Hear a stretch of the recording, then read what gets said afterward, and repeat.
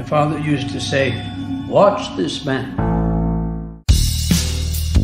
He's been cited by IGN, The Quartering, Timcast, The Daily Wire, Bounding into Comics, and even Dr. Jordan B. Peterson. It's only too bad Valiant beat him to Gutfeld. Disney insider WDW Pro recently speculated.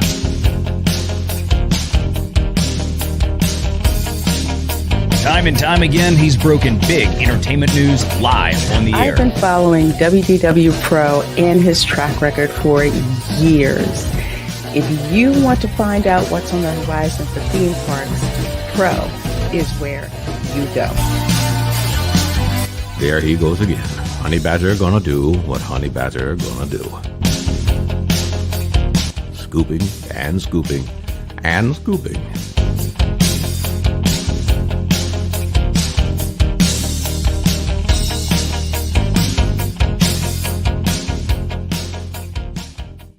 Morty, let's check in on Rian Johnson's new trilogy. Okay. I bypassed the compressor. What did you do, Ray? Son of a... That's gonna leave a mark. Now, he was okay, after 6-7 weeks. Okay? They get over it. Kids are resilient like that.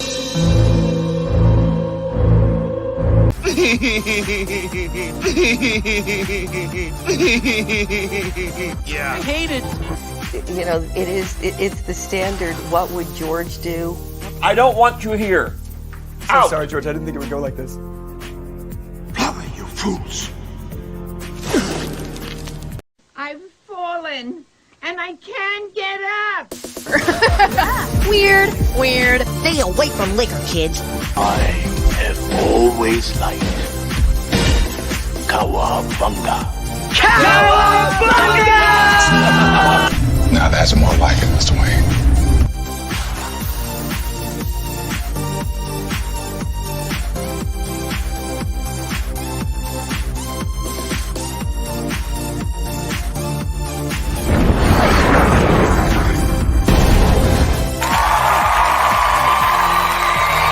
It's about how hard you can get hit and keep moving forward. How much you can take and keep moving forward.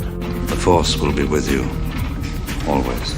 That's how winning is done. I am vengeance. I am the night. That's what she said. I am Batman. If I won tonight, I would come home and we'd celebrate. Well, I'm coming home, we're celebrating. God bless you all. Watch your habits, for they become your character. And watch your character, for it becomes your destiny. What we think, we become.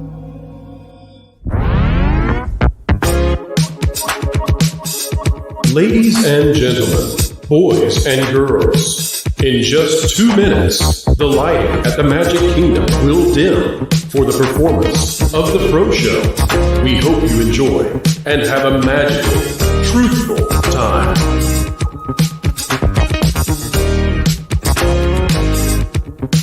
For the safety of others, please, no flash photography.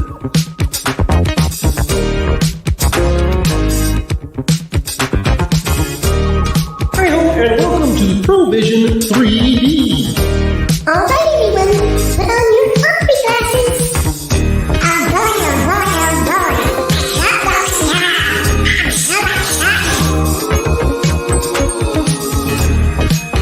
Keep learning, keep growing, and keep having fun.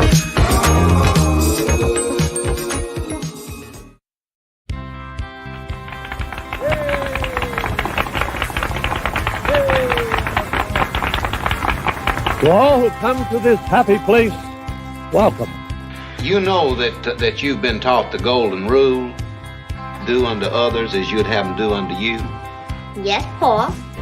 Autobots, roll out. I'm bringing the party to you. If somebody's going to try to blackmail me with advertising, blackmail me with money. Fortune and glory, kid. Fortune and glory. We're gonna do it!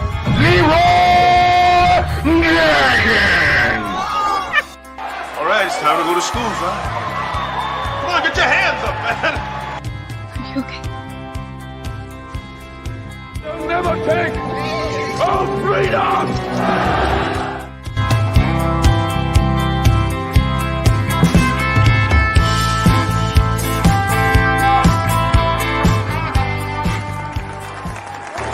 From the redwoods of California to the hills of Tennessee to the Rockies in the Sunshine State and Maine with that bright and shining sea. From coast to coast in North America, it's time for your host with the most, bringing you all the entertainment news that should be fun. Ladies and gentlemen, boys and girls, it's time for the show that explains entertainment and gives journalists the next day's headlines. It's the Pro Show Live!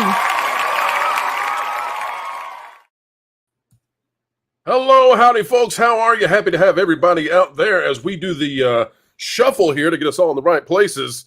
And boy, oh boy, they've done some shuffling when it comes to the Acolyte Episode 5. Now out in the public, most people still not having seen it, many people getting ready to watch it, some still suffering through it. And gentlemen, I don't know what your takes are going to be, but I have to say, and let me put John right over there. There we go, John. You look good over there. Look in that direction. Let me say, I have not laughed this heartily in a good long while. I genuinely found this to be funny. I don't think it was meant to be funny in the least. I'll tell you guys why I thought it was funny. And then, of course, now let me say this. John has seen it. Jonas has seen it. Lauren is not watching it. Lauren represents the vast majority of you out there who are not watching this. Of course, I've seen it.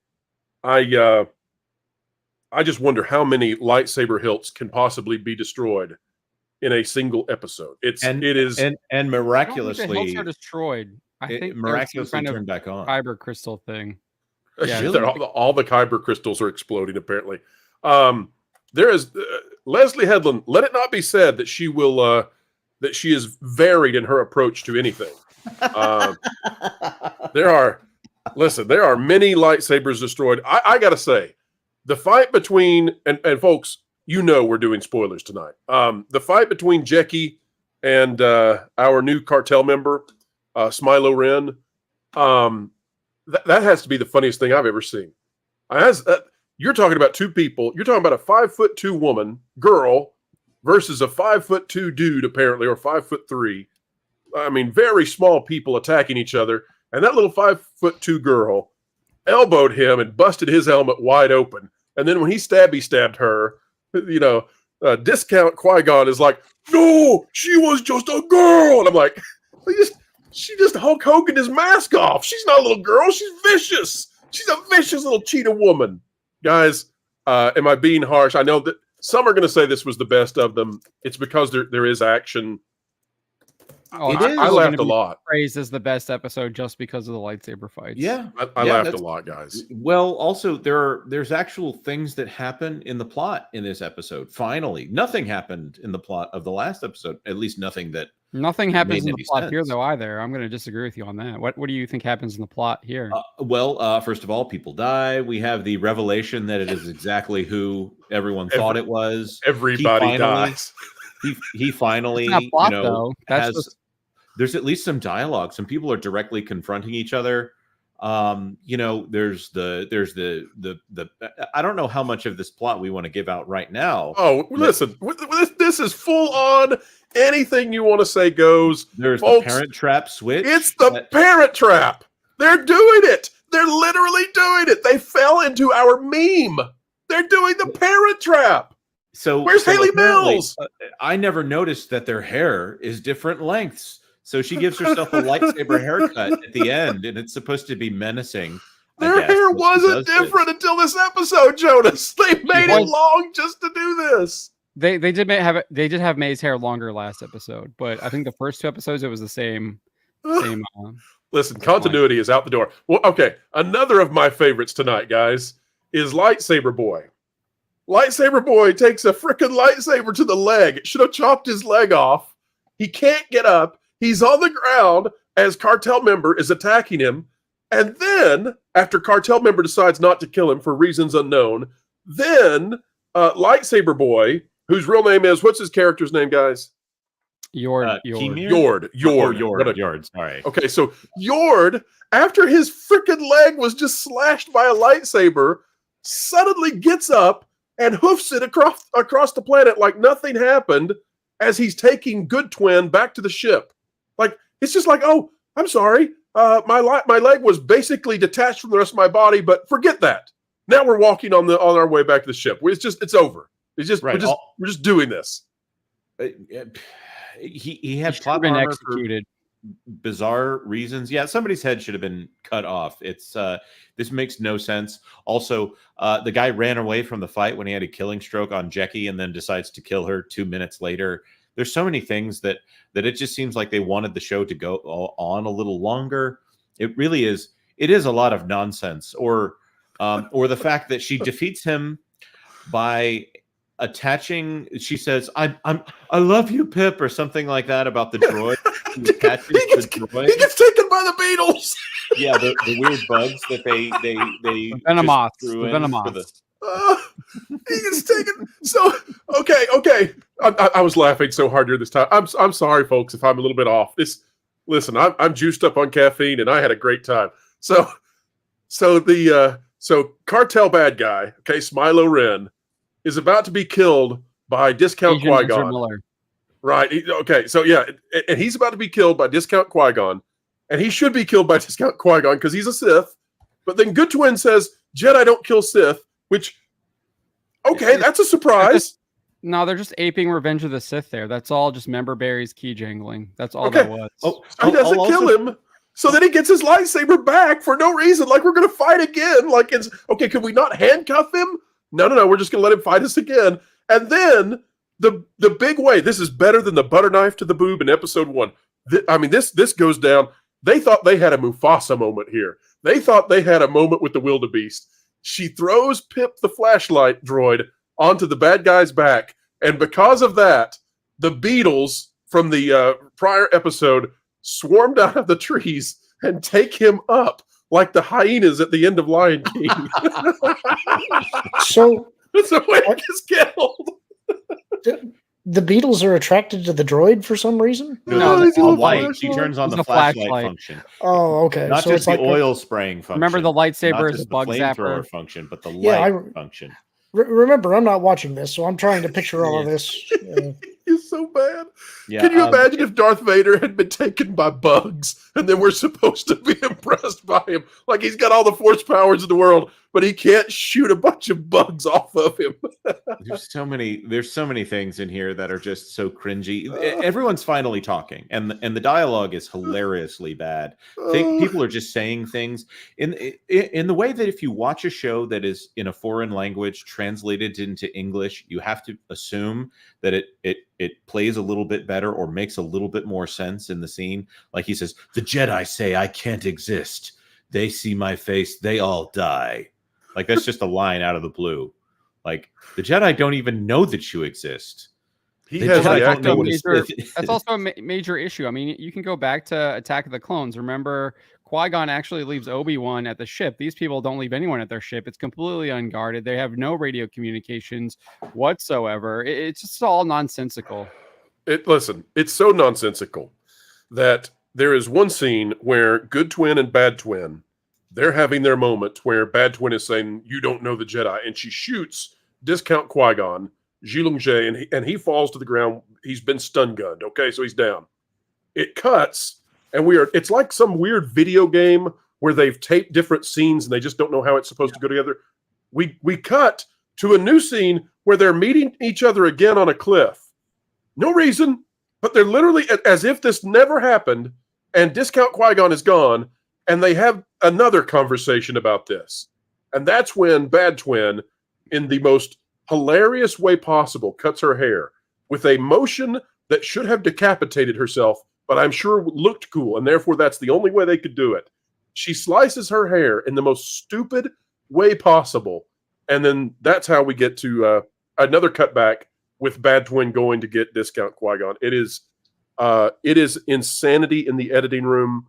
Nobody knows what they're doing with the show. Nobody. Listen. Okay, I'm going to say this. Ahsoka look good. This makes Ahsoka look good. I have to ask. They turned you against me. Okay, Lauren, I have to Revenge of the Sith, and I have to ask you, Lauren. Can the Jedi read people's thoughts? Well, yes, sort of. They can read impressions. It's considered Lauren, they can. Kylo Ren sucks, brain sucks. We don't Soul now. We don't count that. That doesn't count. It's, well, I guess I should say, if you were going to reach in and forcibly pull people's thoughts out, that is a Sith ability. The Jedi are not supposed to do that. Okay. So also there is the ability to throw up mental defenses. So it's not 100% that you can get in there. It all depends. Okay. Lauren, as we welcome in Culture Casino for this one, and Culture, just so we know as you come in, have you seen the episode? Yes, it was hot garbage. Okay, hang tight. Lauren, I've got a lore question for you. And then Jonas, we need to get to super chats before we dive into this dumpster fire. But folks, I had fun. This is horribly bad to the point of I'm literally laughing. Guys, you may think I'm doing this like theatrically for the crowd. I'm telling you, I still am wiping tears out of my eyes. When they did the Parent Trap, I literally was crying. I was laughing so hard because they fell into our master plan. Lauren, I was a total can the Jedi headbutt lightsaber hilts and break them with their heads? Because Jackie Chitara can headbutt a lightsaber hilt. See, we passed by something else stupid in order to get to this next stupid thing. So we'll come back to my stupid thing. Well, later. I think we need to go over like a breakdown by breakdown. We will after super chats. We will. I promise. She doesn't. She's got an arm around her neck. It's May, which is evil twin. Has her thing around her neck. She's going to choke her or something like that. And she, instead of butting backwards with her head, she butts forwards and hits something. I don't know what. Come on, man. She hits the lightsaber hilt. She breaks the lightsaber hilt 3 inches from her head with her head. With the lightsaber, so it doesn't even matter. It doesn't. Why she decides not to use the lightsaber is so stupid. Culture. Also, he uses the word acolyte again because they think that's the coolest word. I was this many days old when I realized that rock burns and hair doesn't.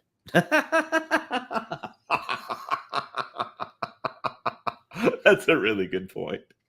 So, Smilo Ren, Pro, you're muted right now if you don't realize that.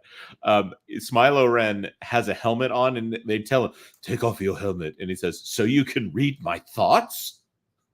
It's not Magneto.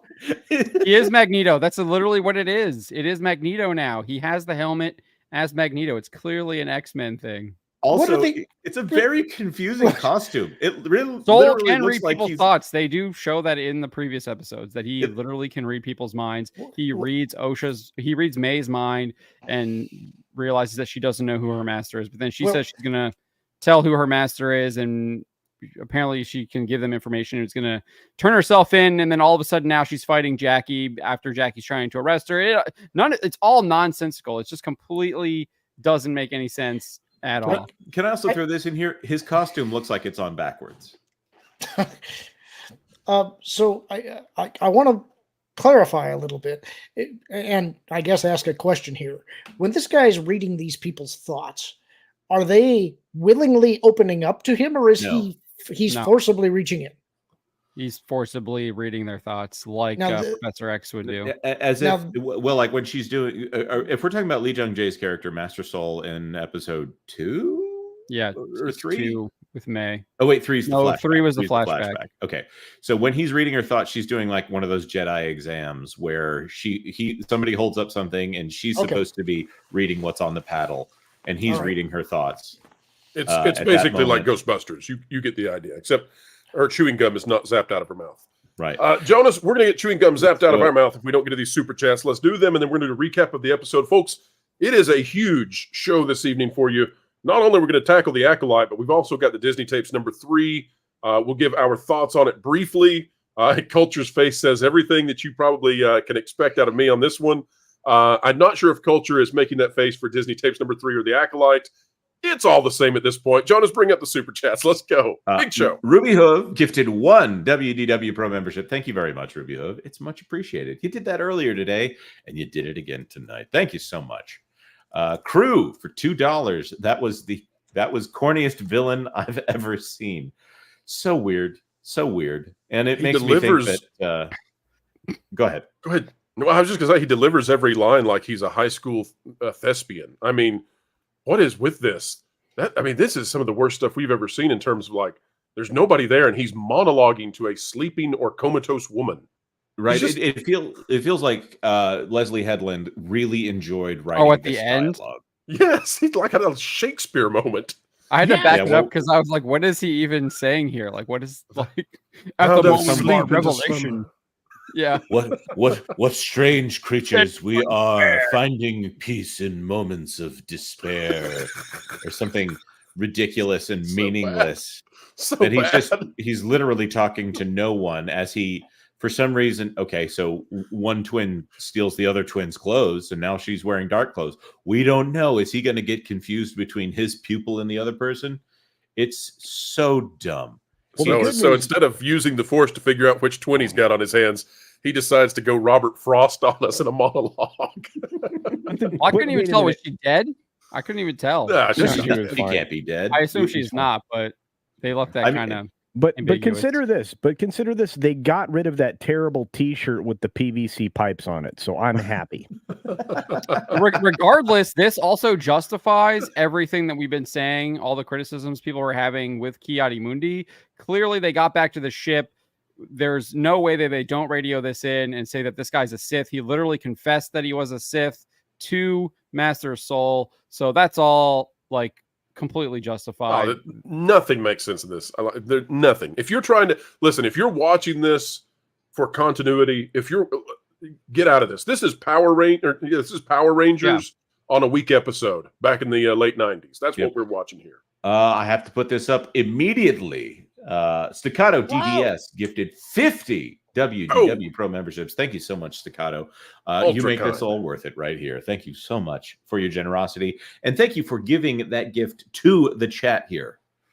You're amazing. Absolutely. And we're about to have member exclusive time.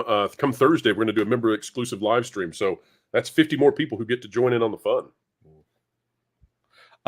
When is that member exclusive live stream? Thursday. We haven't set the time yet.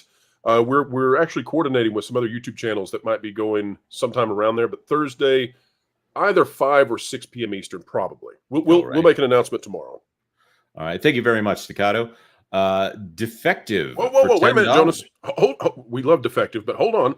I think we got some more membership giftings, and let's celebrate them together. Does that sound okay? Great Googa Mooga. Look at this. Red Tigress gifted 5 WDW Pro memberships, and John Maynor also gifted 50 WDW Pro memberships. It is raining generosity, folks. Let's celebrate together. A blindfolded half-court shot that is now the talk of campus and beyond.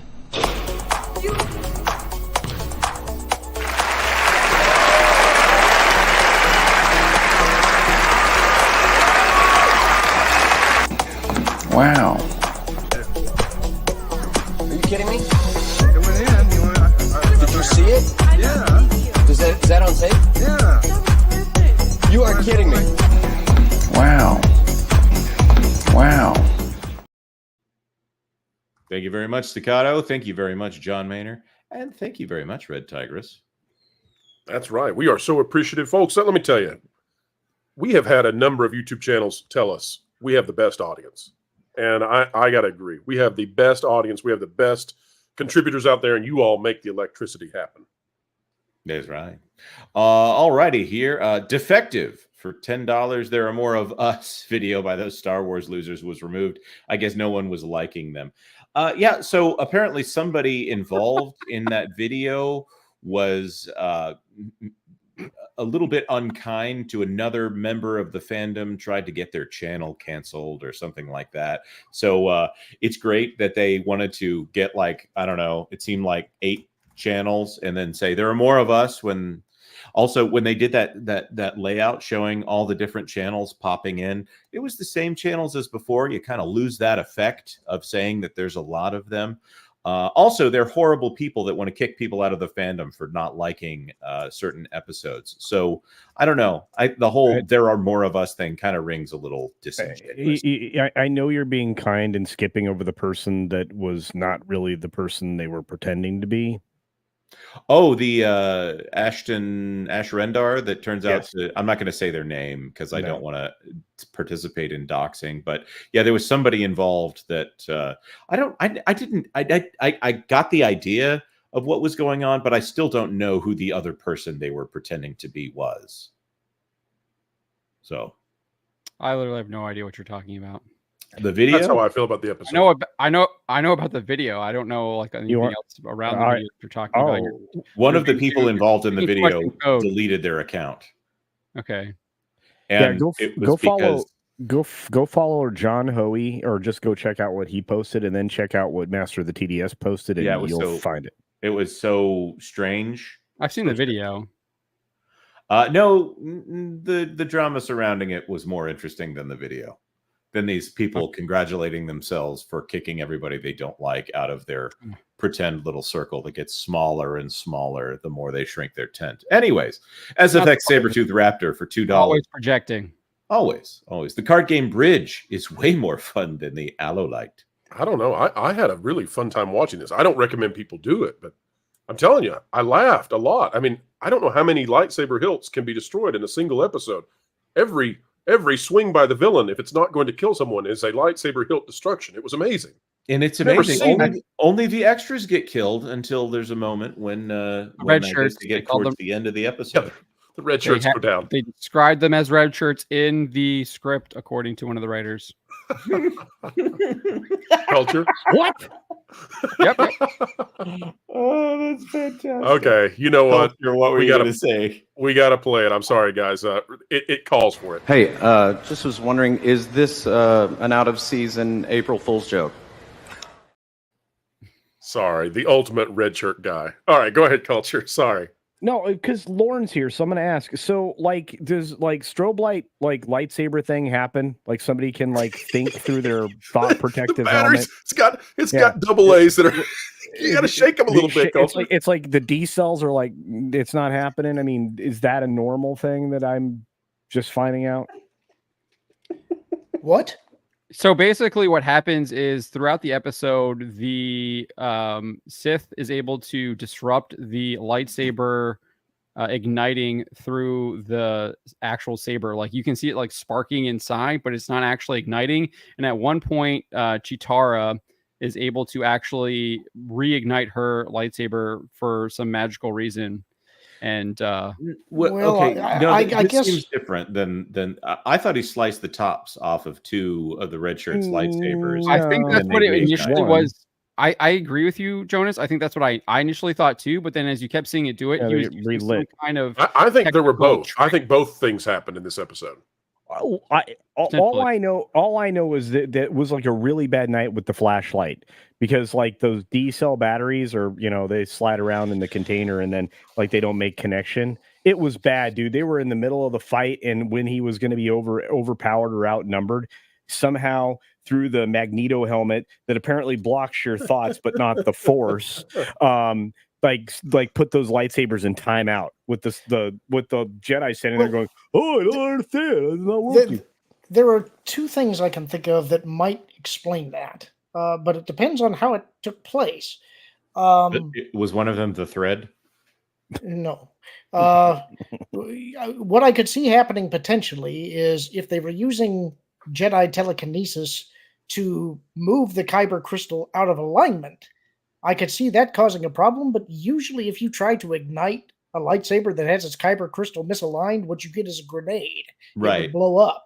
No, these are just they function as exactly if you just slice the top off the lightsaber, as if that destroys the other thing that would have that kind of effect would be cortosis weave, where if the blade touched something that had cortosis woven within it, it essentially short circuits the saber and switches it off for a period of time. But if this was just while they're trying to activate it and it hasn't touched anything, no, it's on. No, it's on, and then it takes a nap. It's like Newman in Jurassic Park shaking his flashlight. That's what we've got here. Yes. Right. Just two people holding their lightsabers, nothing going on. Anyway, I'm sorry. I distracted us. I like the way you phrased that, Jonas. That made me happy. Marcus Squintess, member for 8. Sounds like this went full Yord. Well, Actually, I do appreciate that Yord used his lightsaber again as a flashlight. Yes, that made me and happy. That man that loves was a good flashlight. The express purpose here was as a flashlight because she had to tell him, "Oh, turn it off. The bugs will see you." It's always a flashlight with that man. After the rodent abandoned them again, like this guy's the worst tracker, like completely useless. Yo, Basil, come on now. As soon as Basil showed up, I was like, he's going to sniff out the twin. This is the greatest thing ever. It's like a dog sniffing out Haley Mills. They, them are the best tracker ever. No, they, them. Basil just shows up out of nowhere. Just the most obvious ham-fisted foreshadowing you've ever seen in your life. In the name of all that is holy, #cancel Disney Plus. You know, at this point, this show finally paid off for me today, in that it's gone into so bad that it's at least funny. I'm having a great time. I'm really, this is, like I said, I laughed hard. Pro head, I rolled my eyes and I was like, why am I even watching this? This is bro, how many more can we get before we? We got to do the recap. And John has suffered. All right, folks, we're gonna. I have recapped this in the past. I'm not doing it tonight. John and Culture, they have suffered tonight in a way that I didn't because I moved on to just nitrous oxide. So, John, recap us on this thing and tell us what you watched. Sure. So like the show opens up with like the dumbest opening possible. Osha has like woken up from being knocked out by the Sith because if you recall in the last episode she was force waved out of the way. So she wakes up and what is her first concern? Where is my robot? Where's Pip? Where is the robot? It's not like where's my sister? What's going on with the Jedi? Who is this guy that knocked me out? Like what's even happening? Nope. It's where's the robot? And then you basically have the Sith guy just runs around and is killing all the red. Hold on, you've missed something here. She wakes up, and yet again, there are bodies all around her that have somehow been off screen. And there's red dust everywhere. Tell us about the red dust. What is the red dust, John? I have no idea. It was like shaped none of us do. That's the literally best part. it was like the bloody hand on the stormtrooper helmet in the sequels. Except it's like 20 yards of it, and it's everywhere in the jungle. And the reason I asked you, John, what is it? None of us know. It's not important. At this point, if you're asking those kinds of questions, you don't understand what kind of show you're watching. Like if you're wondering, what is this? What significance? No. You're off base. Just go with it. Culture, can you tell us what the red dust is? What's the red dust, Culture?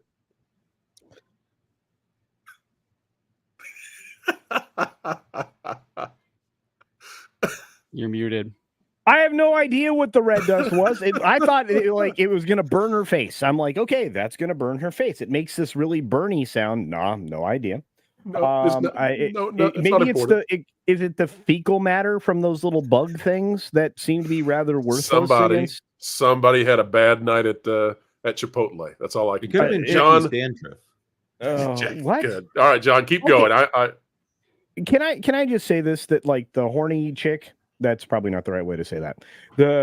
What's her Daphne name? Keene, X-23. Sold. Yes, but what's her actual character Jackie. name? Jackie. Yeah, She-Ra. Okay. All right. She became the only thing worth watching for 5 minutes in the show. No. No, she was. Listen, it was like watching little people wrestling when she was fighting. I mean, it was really. Okay. And that's what's so funny about this. This guy has to be like 5'2". These women are 5'3" tall. He is short. He's got to be really short. He's their same height. They're diminutive. He's really, really. I'm going to say that I don't know why they thought that they should introduce this character as the apothecary in the previous episodes. He was too playful. He was too strange. He just looked like a greasy-haired urchin. There's nothing about him that's intimidating. The fact that he's constantly talking about this other person and how mean he is, it just makes him even weaker. So we have to explain them to the audience because they don't know this yet. Yeah. So it turns out, folks, that the guy who made the green apple poison goo, he's the big baddie. Last time we saw him, he was like, "I'm upside down in a trap," and now he's supposed to be this menacing guy. And well, we had so Bozo the clown is now the baddie.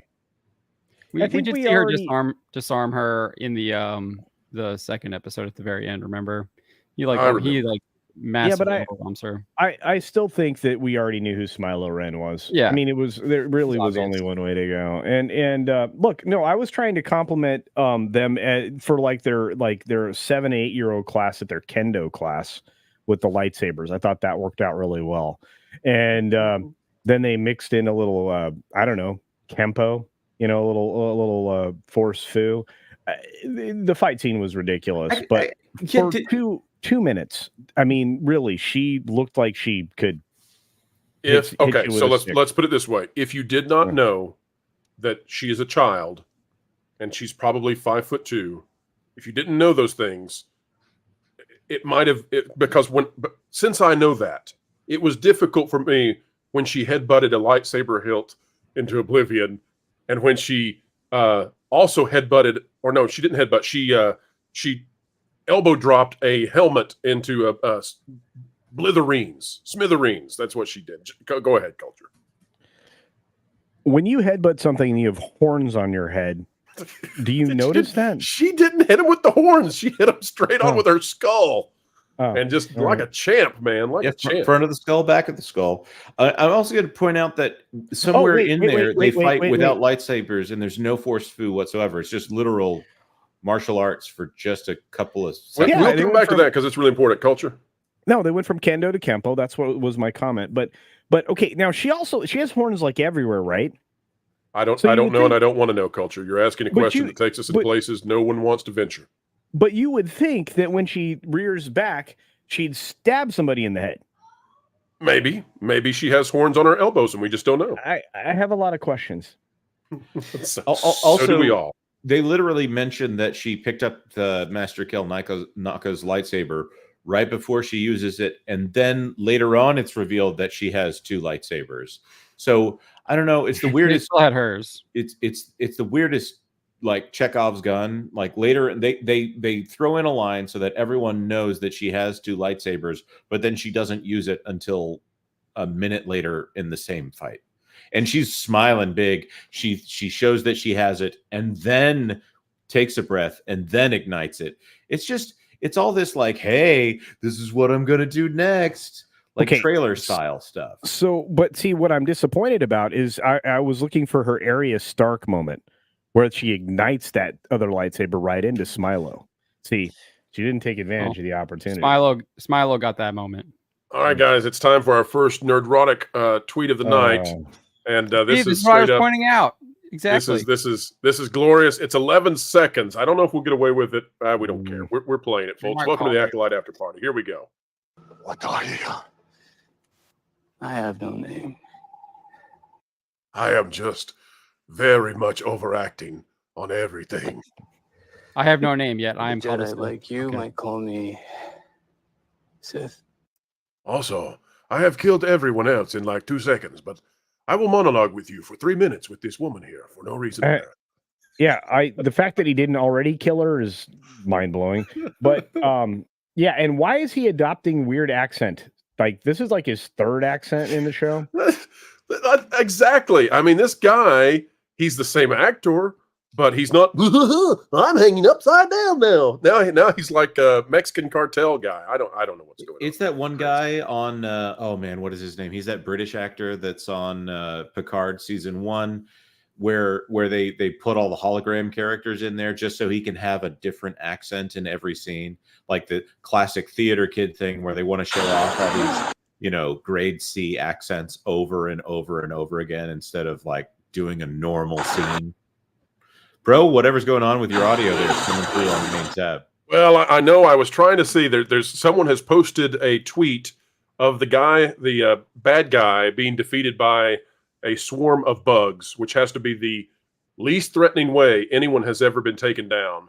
And I thought it was just your whatever was affecting the lightsabers was affecting your connection. That could be. I'm going to try and get it. I want all of you to be able to see how the baddie is defeated in this show. It's unbelievably great. Look, for the audience out there, I'm just going to warn you that he's not defeated. He has a can of Raid, apparently, that he uses along the way. He's covered it off. He's covered it off. All right, let's go back to John was trying to take us through the recap. John, it's John, so funny, it's difficult.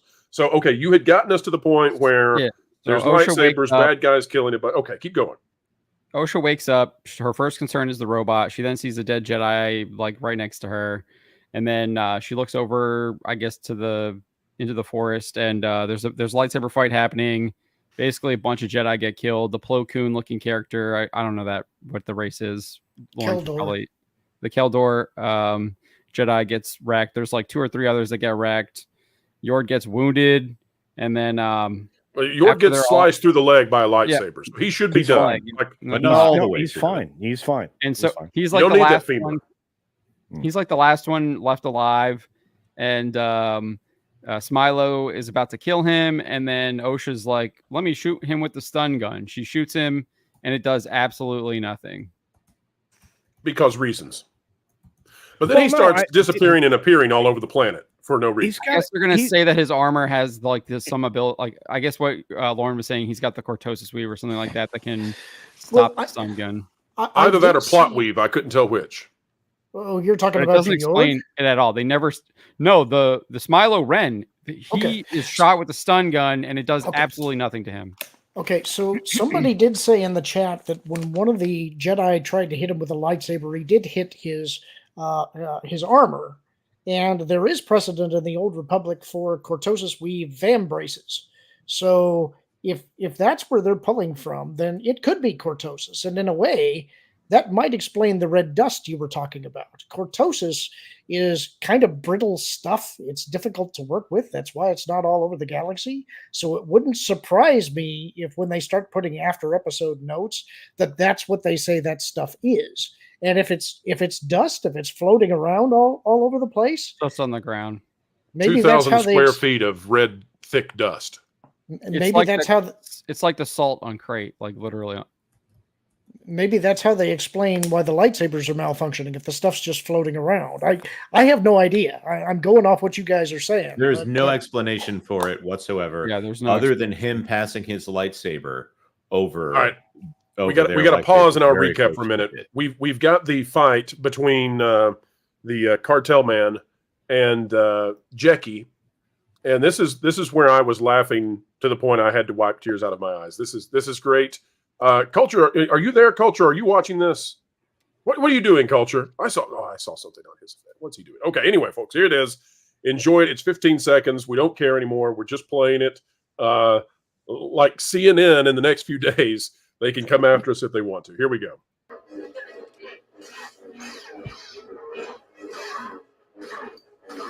Okay. She's got some tough elbows, let me tell you. Yeah, elbow to metal. And this is a helmet that is, I mean, supposed covered to be in metal secure to teeth, the by dead. the way. Here we go. A 13-year-old breaks the helmet with her elbow, and then stabby stab. Oh, this is the same person that he had the upper hand on her and decided to run away when she was looking at something else. So like he had full opportunity to kill her. And decided to kill her after he unmasked her. But and Culture, you take this, but we have also learned, folks, that the way that Sabine survived was you don't stab him once, you don't stab him twice, you stab him thrice to take him down. Culture. That's exactly what I was going to say. It's great minds. If you really want to kill somebody with a lightsaber, stick them 3 times. You'll be all good. By the way, I don't. Did you see the blade go all the way through her all 3 times, or just like a little like? Didn't it feel like a little daggery? Like maybe she needs a little force healing. He does. He pulls the other lightsaber is smaller. It is like a dagger. Do you notice that they are? Do you notice that they are so squeamish about the lightsabers anymore that they never use them as slashing weapons? When they actually hide they hide it behind trees in the show. Yeah. When contact is actually made, the only time it is when they're thrusting. There's a scene where it looks like he beheads one person, and then they literally cut it away. I'm not the only immature one here. All right, keep going, John. Keep us going on what happened in this show. By the way, wait. Before you do that, I just want to say and acknowledge what Lauren said, because they literally took somebody's head from them behind a tree. Yeah, that's what I just said. Yeah. Well, apparently my headphones aren't on, John, so thanks. All right. I'll be quiet now. Okay, John, when you get to the point where the bugs take him up, I've got the video ready. Okay. The crowd who has not seen this, they're not going to believe how the baddie is defeated in this episode. He'll be back. Cartel Man will return, but it's the most inglorious way of being taken down I've seen in a long time. All right, go for it, John. So yours laying on the ground. OSHA saves him by shooting him, and then Smilo decides to start chasing her instead of. By the way, he brushes Yord. off that shot. Brushes it off. He brushes. He brushes. It doesn't do anything to him, and then instead of just like killing Yord right there and then chasing her, he decides to just leave him alone. Stupid. And then Master Soul, who has not been seen, he just randomly shows up. Right, in a totally different spot from where the battle was, John. He's just he's somewhere else for no reason needed. Just here you go. Yeah, who knows the where place where all the Jedi were. He's not there. He's somewhere totally different now. No explanation. Okay, sorry. Yeah. And then so he shows up and then he commands Yord to send or to take OSHA back to the ship. They start doing that, and then Basil randomly just shows up and is supposed to be leading them to the ship. He eventually like just disappears like he always does. The guy just like he's like a terrible NPC in a video game where you're like, where'd that quest giver go? He's gone again. I gotta go find him. He's always out. Poor Basil, man. Poor Basil. And then we get this. May picks up Kelnaka's lightsaber in the hut, and then she starts fighting the Jedi, which didn't make any sense to me because she literally just declared last episode that she was going to turn herself in, and she's good. She's bad. She's bad. Snip. Now she's just I'm gonna fight these Jedi here who are trying to arrest me.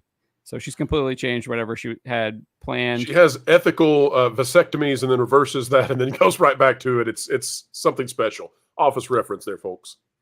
Yeah, she's fighting Jackie because Jackie apparently also was just, I don't know, lying around on the ground and then like recovers. She woke up. All the others are dead, but Jackie, because she was a main character, she wakes up. And then so there was that fight there, and then we go back to, I guess, Master Soul and Smilo. And she was like just a child. The cringe dialogue. Well, we're not there yet. Cringe dialogue that Jonas mentioned about basically Master Soul or Smilo Ren is now Magneto because he's like, I'm not going to take my helmet off so you can read my thoughts. Here you go. You don't remember me? I sense something familiar. You carry a Jedi weapon, but you are no Jedi. Wow. Also, at this point, why are all these people so spread out? It makes no sense whatsoever. They were tightly packed, and they got blown across by the Sith. There is no reason for all of these people to not be like right on top of this guy. I have many questions. Okay. First one is, so before we started this episode, I remember Smilo like blasting people across the universe and like dust clouds floating about. Now, they're on a swampy planet with bugs. I think it's just like a forest. Okay, so why wasn't the dust red then? Because remember, the ground is covered in red stuff. Why wasn't that red dust? It was salt, yeah. It's not that kind of show, guys. You're asking questions of something that has no answers. I have the answer. It's in the Reimagine Tomorrow Disney DEI policies. They had to hire a contractor that supplies that red dust, and that's who they got. All right, guys. For the audience who hasn't seen it, I just want to show how the bad guy is defeated. We'll get to it in a moment, folks. I can't leave you hanging anymore. Again, they're probably going to get us for showing this stuff, but listen. Yeah, we got to play it. All right, here we go. Ready, everybody? Sorry that it's this size. Somebody's captured it, on a cell phone, posted text. You get the idea. Here we go.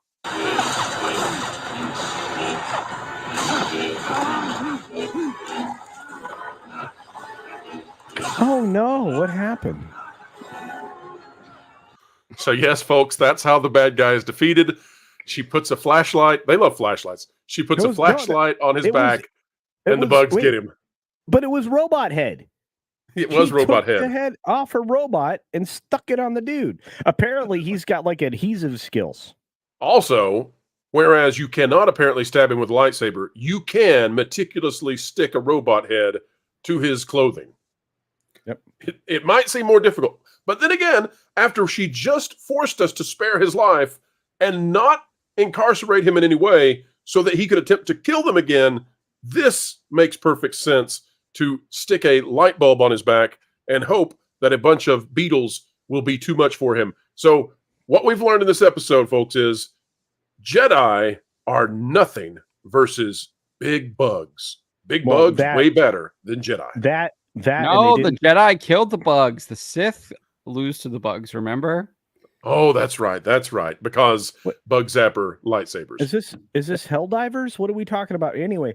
No, the reason that the reason that the Beatles couldn't beat him is because they didn't have the rights to Abbey Road.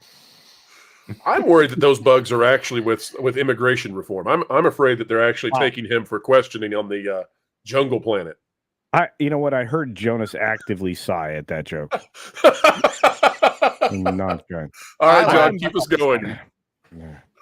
So then there's some back and forth, and then you go back to Osha, I guess, and Yord is there going through the forest planet, and Yord is like basically telling her that this Sith has the witch ability to get into a Jedi's head, so he's actively attacking them with the Force while he's in the lightsaber fight, I guess, but similar to how we saw in like episode 3 where like I don't know, self-delete guy, his eyes like rolled back in his head, but we didn't see any of that in this episode. But that's how they were trying to like connect it. It did come up in the previews though. So they I actually went to go watch the previews again because I thought that they put in some dialogue that wasn't in some of the original episodes. But then I remembered. By the way, I'm just confirming they were definitely there to find Kelnaka. So this is a plot hole from the last episode because Sergeant Sniffers or whatever the guy's name is, he or they's name is Basil. Yeah, Basil. That's right. Hey guys, I got an update. I got to break in. Uh-oh. This is big. New Scott Mendelson, Paul Tassi, Scott Mendelson. Oh no! He says I have been mixed on the Acolyte. That's why he's went to war with it. But that was one heck of an episode. Incredible fights, genuinely shocking moments, bugs like you've never seen. I hope everyone can just shut up and enjoy it as Star Wars fans. This will not happen. This guy just lies to himself. Oh, I feel bad for him. He's new Scott Mendelson. It's his new identity. He's playing a role. Well, I have to say, go ahead. There's more of us. There are more of us, but I want to say that they really did make Yord an idiot like the whole time. This dude, normally I do not use words that are unflattering, but he probably like calls his wife's boyfriend all the time. There is some really bad stuff about he's constantly giving people orders and things that no, you need to do this when they ignore him. And the Jedi are completely incompetent and incapable. They use Yord to do that. And Yord is specifically the worst at it. And now we don't have to worry about it anymore because spoiler alert, dude died, which is good. Anyway, we'll get there. This also makes the ridiculousness of the last few weeks of them making jokes about Yord polishing his robes or whatever even more ridiculous. Like they cannot figure out the ironing. Sorry, didn't mean to go there. Steaming. Yeah, guys, we've got another update we got to go to. We actually have the ability to show this to Lauren so he can help us understand how it is that lightsabers fail, and also. Everybody look. This is why I was laughing so hard in this episode. And why new Scott Mendelson was not. Look at the size of these people. I'm telling you, they put somebody else who's like 5'2" or 5'1" in this costume just to fight her. Jackie is like 5'2". The actress is like 5'1", 5'2". And look, the little tiny Smilo Ren is just teeny weeny. It's like I can't say little person wrestling, but you get the idea. All right, here we go. We'll watch it. Get ready. See, so she didn't make contact with his armor there. Lauren, hold on, let's shake the double A's again. Hang on. Oh, it's a vambrace. He deflects it. Okay. Yep, that's cortosis. I think that's what that is. Okay, this was also where I was having a good time because can you imagine trying to parry and then hold a lightsaber with that motion right there? with that arm, the way she's holding it, like there's no way you have any strength whatsoever to hold back versus somebody pushing down on you. Anyway, we'll keep it going. Yes, go ahead, Lauren. Can you go back to where she strikes and play it at a slower speed? I want to. Oh, I cannot play it at a slower speed, but let me see. Let me playback speed. There you go. I can. Okay. All right. Here we go, folks. We are doing slow motion replay. This is the first time we have ever done a slow motion replay, folks. Here we go. We use that as a joke 10 times for every one time we use that legitimately. Yep. Which is apropos for the Acolyte. Come on, flashlight. I think that's exactly what happened. She hit the van brace and it switched off. Okay, but here's the problem. The other two people just had their lightsabers take a nap. Oh, here comes the lightsaber. Got another. Right. Double A's just lit. And then the other one took way longer. I want to look say at this. I think Smilo Ren is shorter in this. I think Smilo Ren's 5 foot tall. It's like Ewoks battling with lightsabers. Yeah, well, I did legit. Look, Smilo is shorter than Jackie, and she's not very tall, anyways.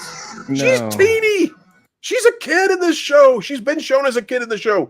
That's what was driving me. Well, not driving me nuts. I was laughing so hard because they can't even keep the height of the bad guy the same. Wow. He's changing heights throughout the episode. Anyway, all right, Jonas, let's pull up super chats. We've got a bunch. We're going to get through them, folks. We got way more to talk about, including the Disney tapes. We'll get to it all. Jonas, 8 super chats, and then we'll keep going with the story. Let's get them up on the screen. All Every right, super chat will get the respect it needs.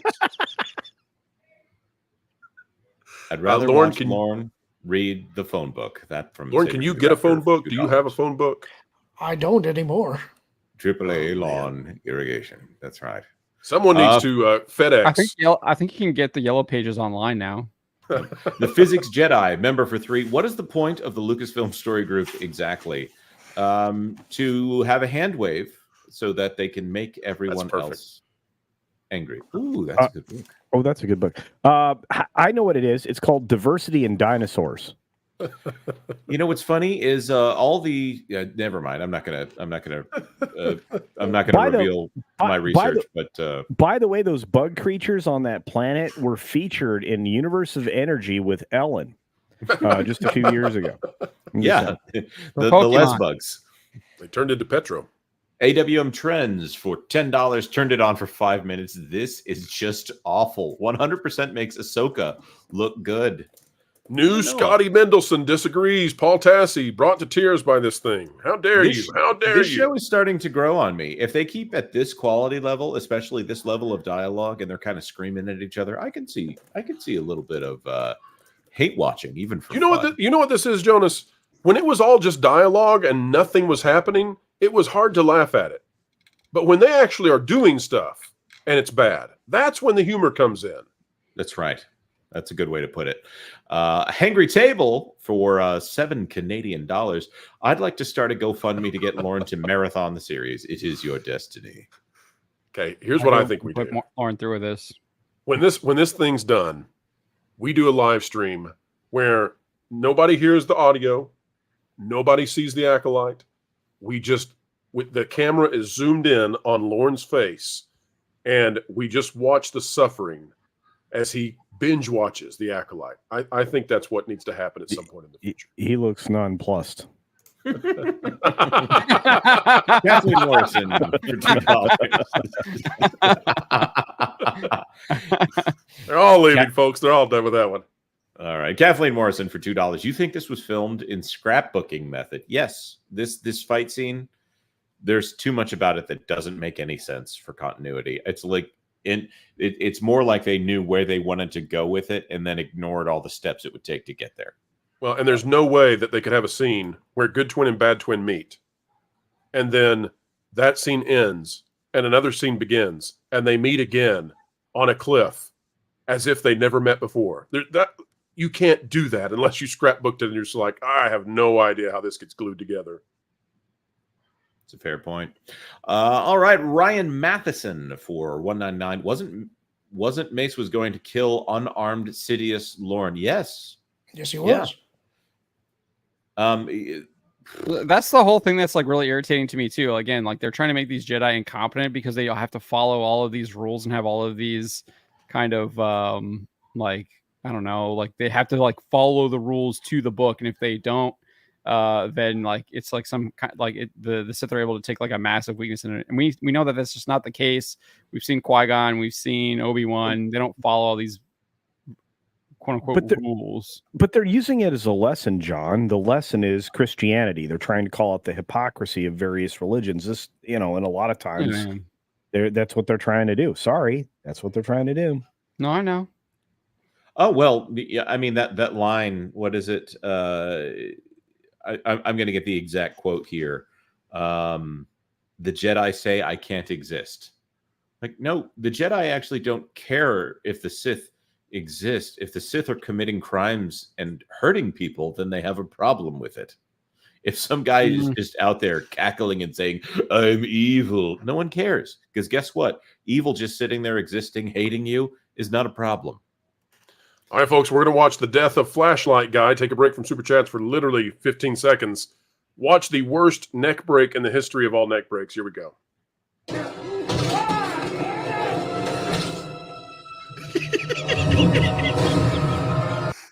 Watch it again, and there are actually people sad and like, his neck, his head doesn't even move. Helmet Man moved his head more when he jumped towards the camera last episode than this. It's so bad. It's so bad. Okay, keep going. I apologize. All righty. Major role member for 4. Just hearing this plot is giving me brain damage. And this episode made the most sense. Siani Reese for $4.99. I found you guys a couple days ago and loving your content. The writing kills me in this series. As a writer myself, I'm going Who Let This Fly? Oh, I'm going Who Let This Fly?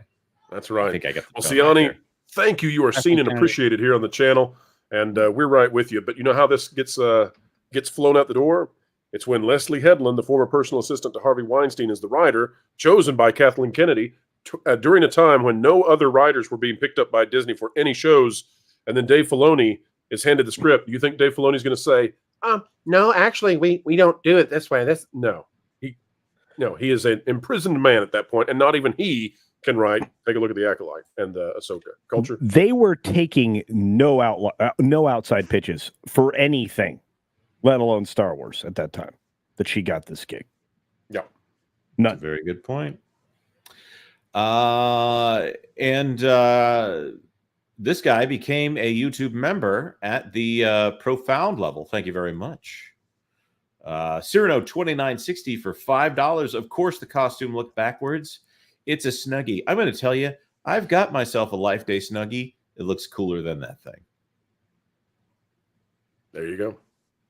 Sutton Creek Productions gifted 1 WDW Pro membership. Thank you very much, Sutton Creek Productions. It's much appreciated. Whoever got it, don't forget to say thank you. Brian Orb Lindsay for $5. Just watched it. One good thing doesn't make up for a list of wrongs. The action was pretty okay, but everything else was like a middle school play. The one thing I want to say about this is if this was all an actual movie, this would presumably be the first time anything actually cool happens in the entire movie. So, there is a possibility. Like, I didn't really like Guardians of the Galaxy until the third act.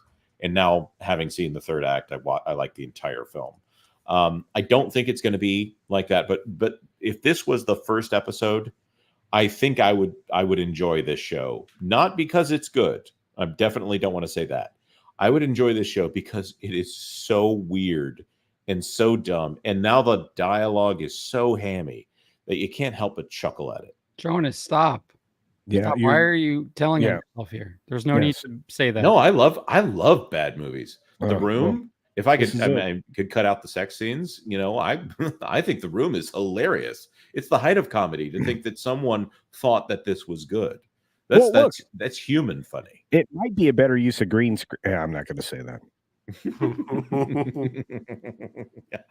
Red Tigress member for 14 months. This was so bad, laughable, yes, but sad and insulting to women in general. I don't know what this is, but Star Wars, it's not. The Smilo was weird, but then I guess that Leslye Headland maybe wanted her insert. Stay strong, Lauren. Just say no to this. No, Lauren, don't say no to this. say yes to more. No. Her insert is going to be the actual Sith Master. Yeah, I see that. Also, you can hear her like giggling to herself as she types this out on her keyboard here. Oh, it's going to be so insulting. She thinks all of these people are stupid, like a 14-year-old. The only way you could convince me to watch this is if we did something like a charity stream or something like that. That's the only way you're getting me to do it. Okay, let's do it. Oh, darn you, Lord. Let's pick a charity. Sounds good to me. What charity are we going to pick that would go? We're going to have to think about this. It's got to be something for like. Never mind. I won't say what I was going to say. Make a wish. Come on, easy. Richard Martin, member for 10. How long until KK knifes fail only and Harvey's personal assistant? Whew. If she turns on Leslye, they're all ideologically aligned. You'll know that this show truly failed if KK comes out against it. I don't think it's going to happen, though. No, it's never going to happen. They're not. They ran defense. They have what's her name doing her little rap song. I mean, they're all in on this. Rock Nouveau for $5. Look up Cortosia. His helmet was made of cortosis, guys. Shake my head. Lauren? Well, like I said, it looked to me like the saber did hit the vambrace, and that's actually from the old EU, so I could see that. But if the other sabers behaved as you guys described without them hitting anything, that's what I have the question as to how that is explained. Yeah, I tell you what, Rock Nouveau, I'm going to go back and torture myself for a second time and find the scene where the lightsabers take a nap, because multiple of them do at the same time. And by the way, that's cheating. So it's in the beginning, so you shouldn't take too long. It does explain his fighting style doesn't make any sense or whatever that they try to say, like, oh, he doesn't follow the rules of combat. They try to. Yeah, it was incredibly cringy. They were trying to make a comparison, I think, to the American the American Revolution or something like that. I've got some info that's going to shed light on what they were up to with this episode. So Amanda Stenberg is 5'3". The girl who plays Jackie is 5'2". Manny Jacinto is 5'11", which means that they So that means in the fight scenes they literally got a horse jockey, who is 5'1" or something, so that it would look like these tiny girls are the same size as the villain. So that's why it's utterly disjointed. Okay, but we're talking about Leslye Headland, so there's a decent chance that she should put Asha or Osha or whatever character Amandla was, doing, and had her do the scene for that part and that costume. All right. Well, as we continue on, let's bring on a panelist, and not sure if he has suffered through it with us, but folks, please welcome for the first time for the Acolyte After Party, Vash Sky. Welcome aboard, sir. Hello there. Thank you so much for having me. Yes, in the great tradition of Star Wars introductions right here. There we go. No, completely inappropriate. That joyful sound is how dare you? How dare you defile that jingle? Oh, I thought. I guess that's a fair point. I have suffered through all of this. At the debut time for this stuff. I am so ready. Lauren, you're exactly right. It is cortosis. I was yelling behind the screen. It's cortosis. Absolutely cortosis right there. You're exactly right. Couple things I wanted just to throw in here before having to sign off myself. Catch up on some Z's so I can edit and produce great content for the viewers at home watching. Oh, don't forget, you've got to do a review for that Park Place tomorrow. Absolutely, 100%. I haven't forgotten that either. Couple things. One, who reacted with extreme laughter when they saw the Smilo Ren go no when Soul said take off your mask or whatever. I mean, it was real bad delivery. I mean, that's got to be the worst no I've heard since Darth Vader said no when they were added during the. And Darth Vader was not defeated by mosquitoes. So, this went even worse. Exactly. And then the other thing, so Soul just leaves the Jedi bodies there and doesn't, check on them, doesn't collect them, doesn't, send them on to the Force or whatever. I mean, even Obi-Wan gathered up the Jawas and, burned them, and, that was that. For some reason, he just leaves with now May, I guess, undercover or whatever. But I was like, well, wait a minute, why didn't they do that? Well, they didn't do that because if he starts checking bodies, then he finds, the real OSHA, and well, the jig is up. So they couldn't write that out of the script. He just leaves all his comrades to rot on the planet. Exactly. No burial, no nothing. It's just like, everybody he loves dead. Leave him out there. Let him weather. Well, there's also the fact that they're going to revive someone for no reason. Someone's going to be alive for no reason. That's a fair point, right? Okay, and then I was trying to figure out, why did they change Asha's outfit? Culture, you actually referenced it before. Why did they change her outfit? They changed her outfit so that they could have this switch later. Because obviously, her outfit from the prior episodes doesn't quite work out with the costume change later on. So they changed her costume before so they could have that costume change later in this episode. I was trying to figure that out the whole time, and now it all makes sense. So this show is so the writing is so terrible. The setups are bad. It's inconceivable. It makes no sense. And yeah, they offed Lorne, or I'm sorry, Yord, not Lorne, Yord, because they already did that with Ahsoka.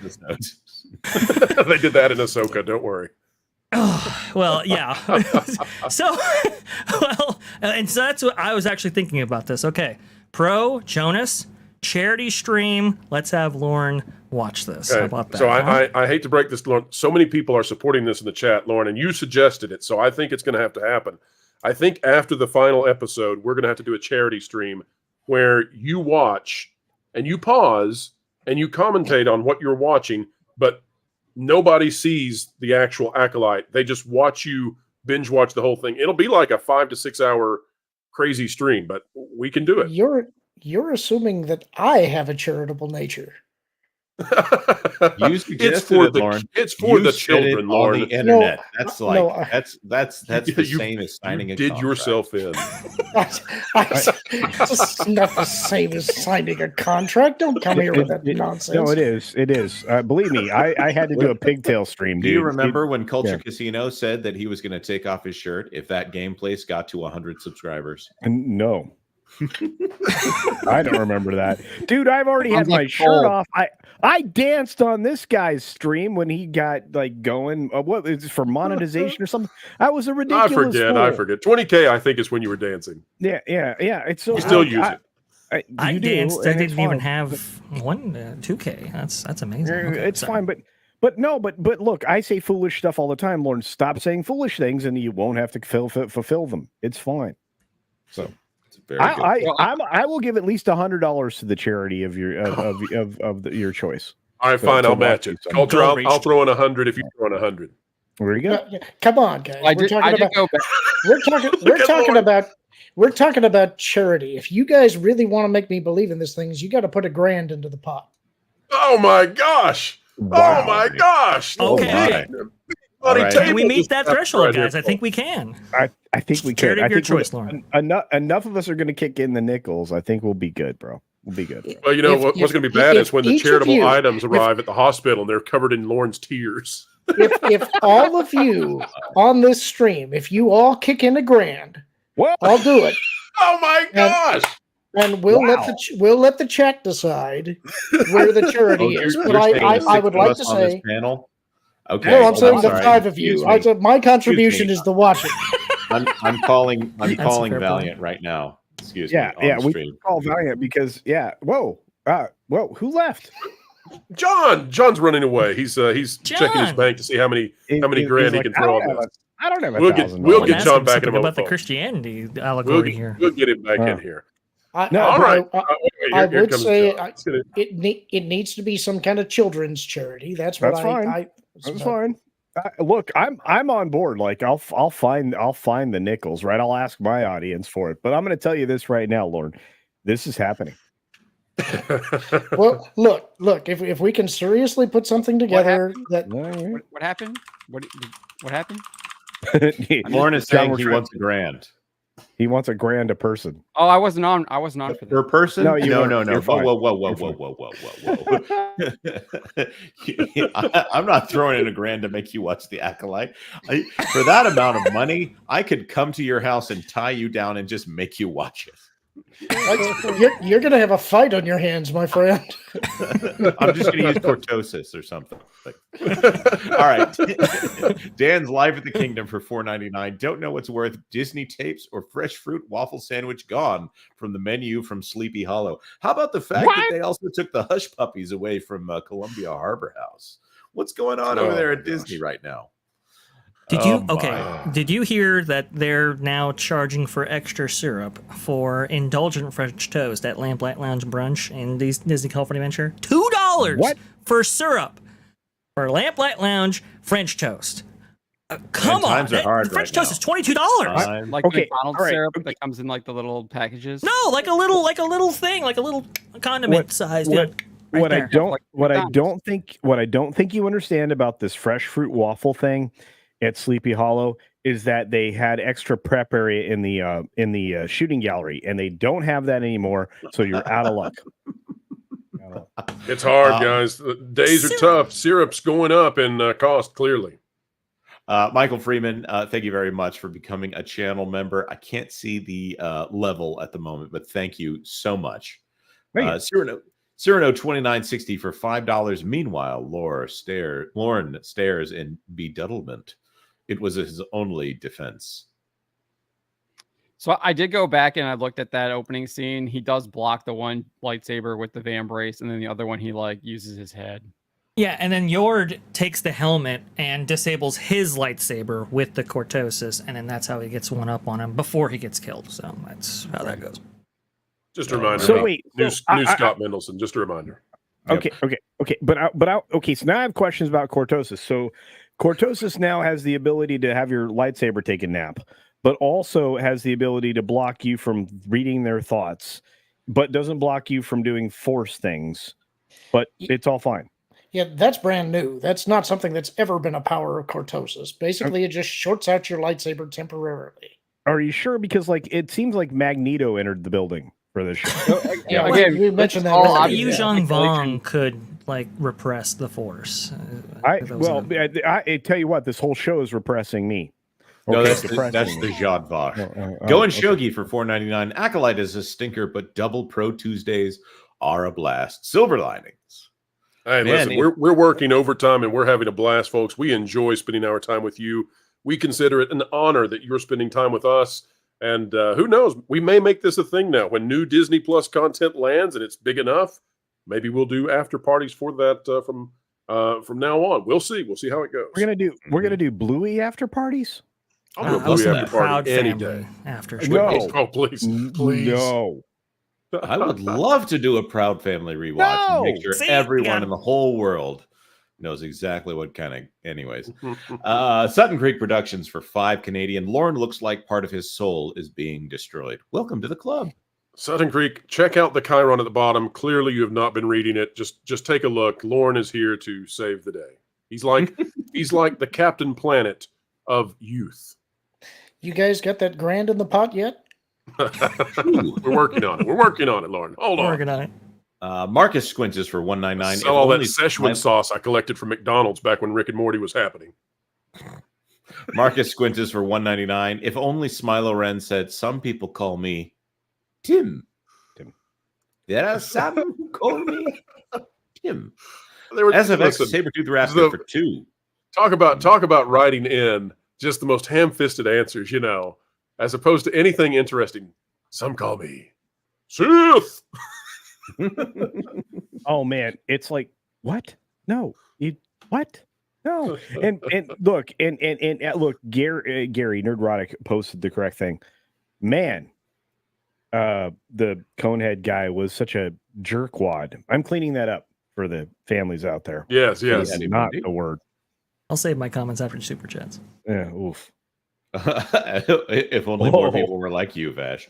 SFX, a Sabretooth Raptor for $2. Three Stooges with lightsabers is better than the Alolite. And also for $2, thank you again. Bozo the Clown on Helium, way more fun to watch. Man, they let anything back on television on those days. Whew. Bro. Sorry. I'm looking for another clip that we need. Sorry about that. But Bozo the Clown on Helium, we're not far from that at this point. We're not too distanced from that level of cringe. CO Sangnam for 10 Canadian dollars. To be fair, at least this is the first episode that they at least attempt to make fun. Agreed, which is an improvement. Unfortunately, the continuation of bad logic, writing, dialogue, and acting persists. See, this is more my speed right here. I can enjoy something that is objectively terrible, and I can have a good time with it. Up until this point, it was just more nonsensical. Hey, Jonas, I have a movie for you. It's called Showgirls. No, I saw that in high school when I wasn't supposed to, and I think I'll pass on any future view. All right, fair enough. Sutton Creek Productions for 2 Canadian dollars. How the Force works, Disney does not know. Agreed. I don't think they know. It's not how the Force works. That's one of the best lines in the entire sequel trilogy. Sorry, spin-off trilogy. Palpatine's saber for $5. Had it been my master, no one walks away, and had burnt bug burger for dinner, should be called Star Wars The Amateur. There you go. Yeah. I liked The Amateur. That would have been a better name for this. That would have been apropos. I think I'm going to start calling that guy Crisscross, because it really looked like he was wearing the helmet backwards and the cape on the front. It made no sense to me. The Mac Dad will make you jump. Yeah. PG's Projects for $4.99. Where was Soul when the red shirts were being killed in the earlier scenes? Literally nowhere. He just Where was May? May was just sitting watching it happen, apparently. No, nap time. No, she was hanging out inside. Right, she was just sitting around. She's just like, people are getting killed. Kelnaka. Kelnaka. And her sister gets thrown, right? Okay, she gets thrown real fast. If anybody has that clip, she gets thrown in like real quick. And yet she just wakes up and she's like, oh, I'm fine. That would have snapped anybody's spine had anybody been yeeted across the room like that. She landed very much in a soft spot. There was a lot of red something over there. She was good. Also, that's not the only time in the episode that she gets thrown a long distance. At least one of them knocks her out, but not that long. Just long enough for her sister to strip her and change her clothes. Well, but she shot her sister with the nap time gun, and that was a short nap. Those things. I love that Bad Twin wants to give a hug, and it's like, it's for family, and Good Twin's not like, wait a minute, you literally tried to kill me 2 episodes ago. Oh, Jedi have brainwashed you. Can I also point out that she very clearly does that same ridiculous "I am going to fight you" motion, but this time she's like right in front of her, and it goes into a hug. Yeah, yes, that's also weird. But I really wasn't feeling like this was a Vin Diesel moment. I don't think it's all about family at that point in time. And by the way, okay, so May's like real bad again, right? And she's against the Jedi again. Yeah, she took a 1 episode break of being bad. She flip flopped like a liberal politician. Kids, it was all over the place. Ding, I'm good. I'm bad. I'm good. I'm bad.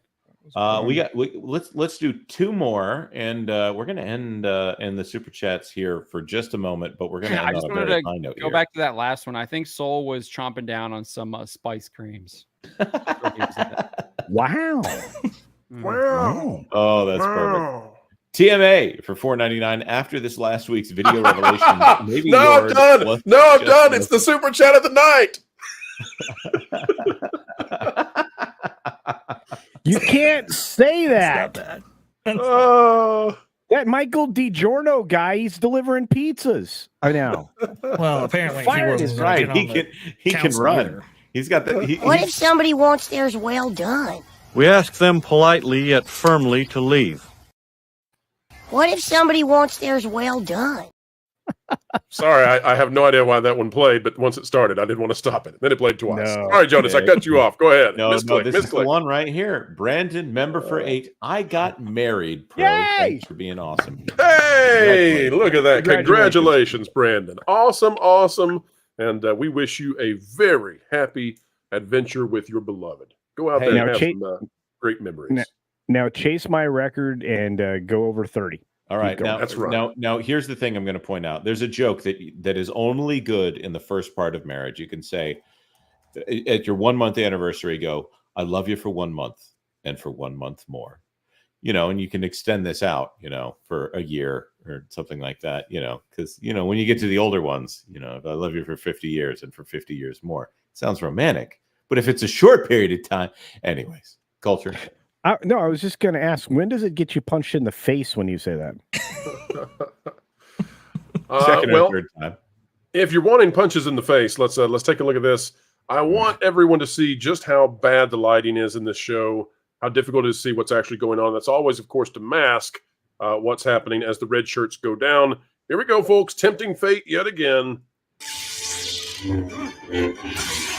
By the way, we've never seen these Jedi before. They just no. These are the red shirts. Can you in slow in that? In slow? Oh, you want slow again? All right, folks. Going back to the slow motion replay. Jonas, you know what we have to do. It's required.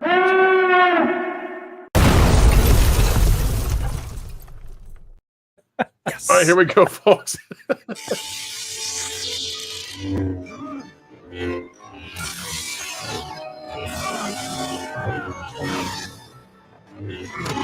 Kick to the face.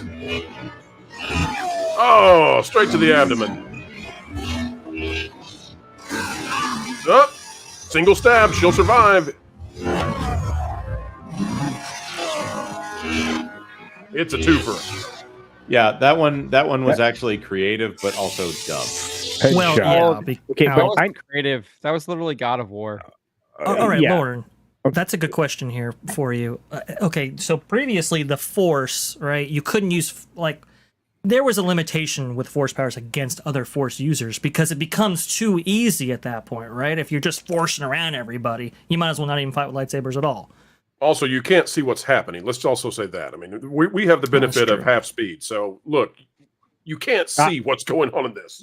Well, right now we're experiencing the moment called Taste the Rainbow, which is also known as a stab. I have a question, though. It's two, actually. One, why is the lightsaber deciding to lose particles on the stabby stab? Okay. I mean, is that dust that decided to exit the blade? I don't understand. And then the second thing is, why are they using such ineffective technique with swords? I mean, these things don't work like regular swords well. They don't have hilts. They're not there's no guard. Okay, go ahead. Because then we have Yord's dialogue saying, "I don't understand. He fights so weird. It's just crazy. It's not traditional. That's why." Okay, all right, but they're holding their sword in very not helpful ways. When they go to attack, it's it's on the red shirt, the least amount of parrying ability ever. And I think you're muted, Lauren. So sorry. They all have their robes still on, so they never take their robes off the whole time. Only Jackie takes her robe off. Everybody else has their robes on. So they need to go Qui-Gon and just fashion statement. Well, Okay. I would say this isn't atypical for Star Wars either. If you go back and you watch the Geonosis scene in Attack of the Clones, right, there's lots of folks there that have terrible sword technique because you're paying so much attention to all the spectacle going on. There's so much happening. You're not really paying attention to how they're actually doing the fight choreography. Okay. So is that the scene where one of the Jedi is replaced with a potato? Maybe that's the scene in Empire. Wait, no, Rose Tico wasn't in that. I said that out loud. Oh, I'm sorry. I apologize. Well, let's take a pause briefly from the Acolyte for just a moment. Folks are wanting us to comment on the Disney tapes with James O'Keefe, number 3. So, Culture, you're just going to love this one, I bet, and just about as much as I will. Let's go to this, and we'll give our thoughts on it. Let's read this one first. It says, from James O'Keefe, this came out today, folks, after the Pro Show. Breaking: Walt Disney Television's Director of Production Finance, Dave Macker, is that right? Macker? I don't know. Reveals Disney won't hire anyone who's not white or not Jewish for C-suite roles, confirming discriminatory hiring practices detailed in OMG's The Disney Tapes Part 1. I'm just going to say, if you actually go look at the Disney C-suite, it's not true. We can ding Disney on all kinds of stuff 24 hours a day. We can ding them. Yep. When it comes to whether or not they'll hire people who are less than pale, they'll do it at every level. DEI is fully embraced all the way up to the C-suite, and so that casts all of this into a very strange place. Let's watch it, and then folks will give our thoughts on it. Here we go. So you think that they wouldn't hire a C-suite who's not white or not Jewish? In entertainment, no. There's also quite glass ceiling for that. I feel like it's not, there's a glass ceiling. It's not quite like been reached yet. You're not going to see a CFO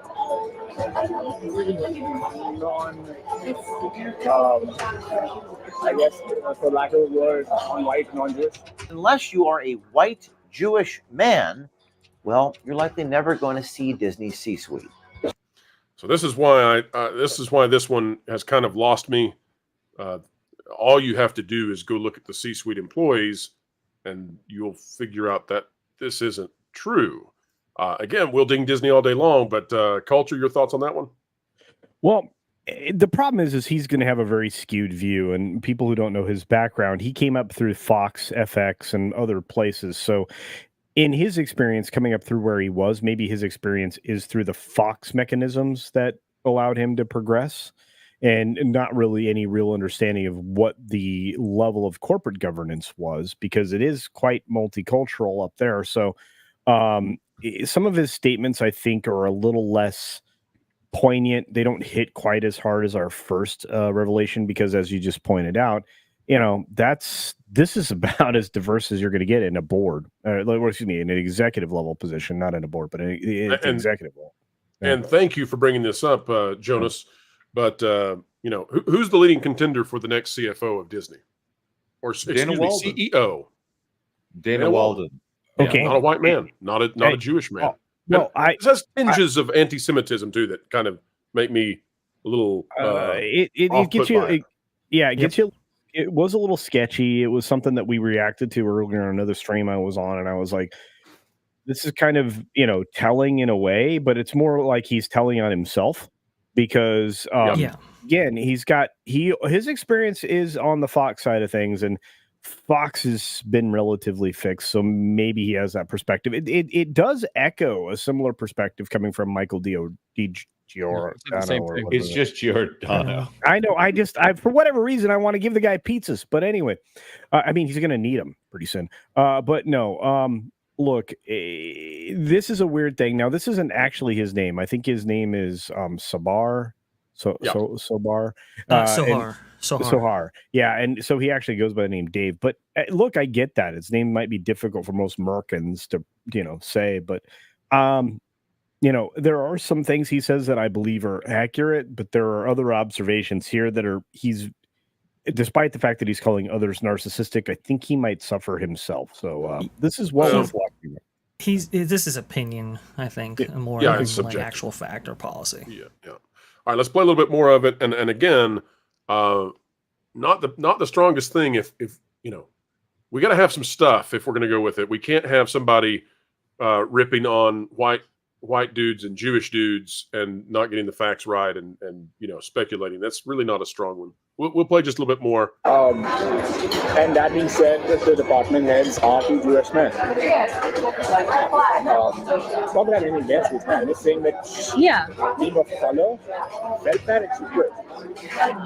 Because she just said, I can't seem to like him. A very well qualified Haitian Hispanic woman who had rapidly worked her way up the Disney ladder left the company, acknowledging that she likely had no future there, oddly enough, because she wasn't white, Jewish, or man. I also think it's really dangerous to take an anecdote like that and run with it for a news story. I think that gets you into places where you might not have the kind of solid ground you need.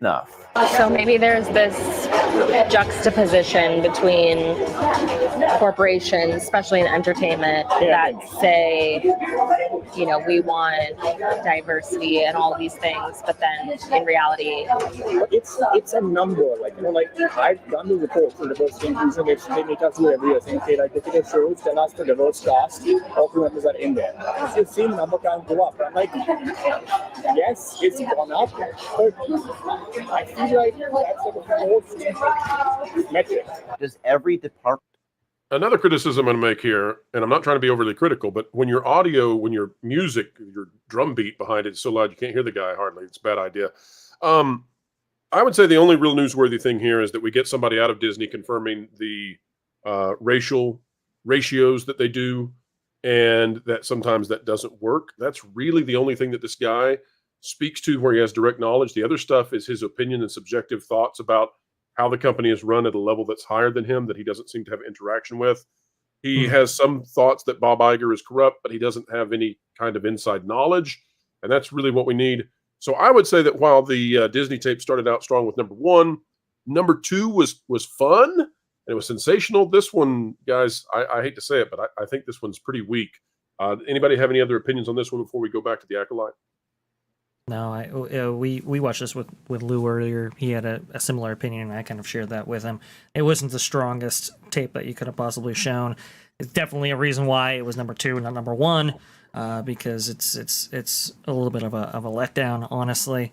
The corrupt stuff, I mean, it's definitely a quote for sure, but like you said, it's rooted in subjectivity. He talks about how, there's a bunch of, Indian CEOs in the tech field, and look at Disney, and they're not. And it's personal bias. It's a little bit of tribalism. His career's over, though. I mean, that's it. He's done. Stick a fork in that guy again. So that's 2 that are gone. I mean, I don't see how Disney can keep this guy. He may be fired already. I'm not sure. Jonas, did you have a little bit of a different take on this? Do you see that there's anything newsworthy inside of number 3? Well, no. For the most part, I think he's pandering to his date on a few of the items that he talks about. You know, and we're obviously only seeing one side of the conversation. We don't know how good looking this woman is, so we can't know just how much he's sacrificing here. We don't know if she's an algo, and he sacrificed a lot, more than he was expecting. The thing that I see here, he talks about a few members of the C-suite that were led out the door because they were going to be opposition to Bob Iger. He obviously talks about Christine McCarthy being led out the door because she was going to oppose Bob Iger, that she had the possibility of being CEO of the Walt Disney Company. But that's totally subjective. He doesn't have any knowledge of it. That's the problem. And so while we would love to run with that, if he doesn't have anything that lets us know that he knows what he's talking about, we also don't want to be purveyors of misinformation. Right. Well, and his thing about diversity checkboxes, we can see that from the 10Ks in the financial reports. Literal diversity checkboxes there you can see on the right-hand side at the highest levels of the company that they're doing these kind of shenanigans. So, I would say that observationally what he's saying in regards to some of it is accurate, but otherwise, like I said before, I think his perspective is skewed by his experience in the prior company and in the slow roll into what Disney is going to turn Fox into. I'm absolutely on the side that he was definitely trying to talk up not only his job but his experience within where he was. So when the interviewer the interviewer said that she was interested in LGBTQ content for kids, he was like, "Oh yeah, we absolutely have to do that because that's the world we live in today." He knew all the buzzwords that he had to say. I have to say, based on the industry that he came up through, which is Bollywood, I would not expect him to be predisposed to American Western progressive values for an industry that says you can't even kiss on screen. A little surprise there. We're about to lose Lauren, but we do have a couple of super chats for him. Anybody else want to offer anything? Well, I would like to get John real quick. John is, of course, one of the best journalists on the web. John, what do you make of this? Are there any nuggets that you think you can glean out of this thing? I haven't watched it, so like what you just played is all I've seen of it. So I don't really have anything to comment on just because I haven't watched it yet.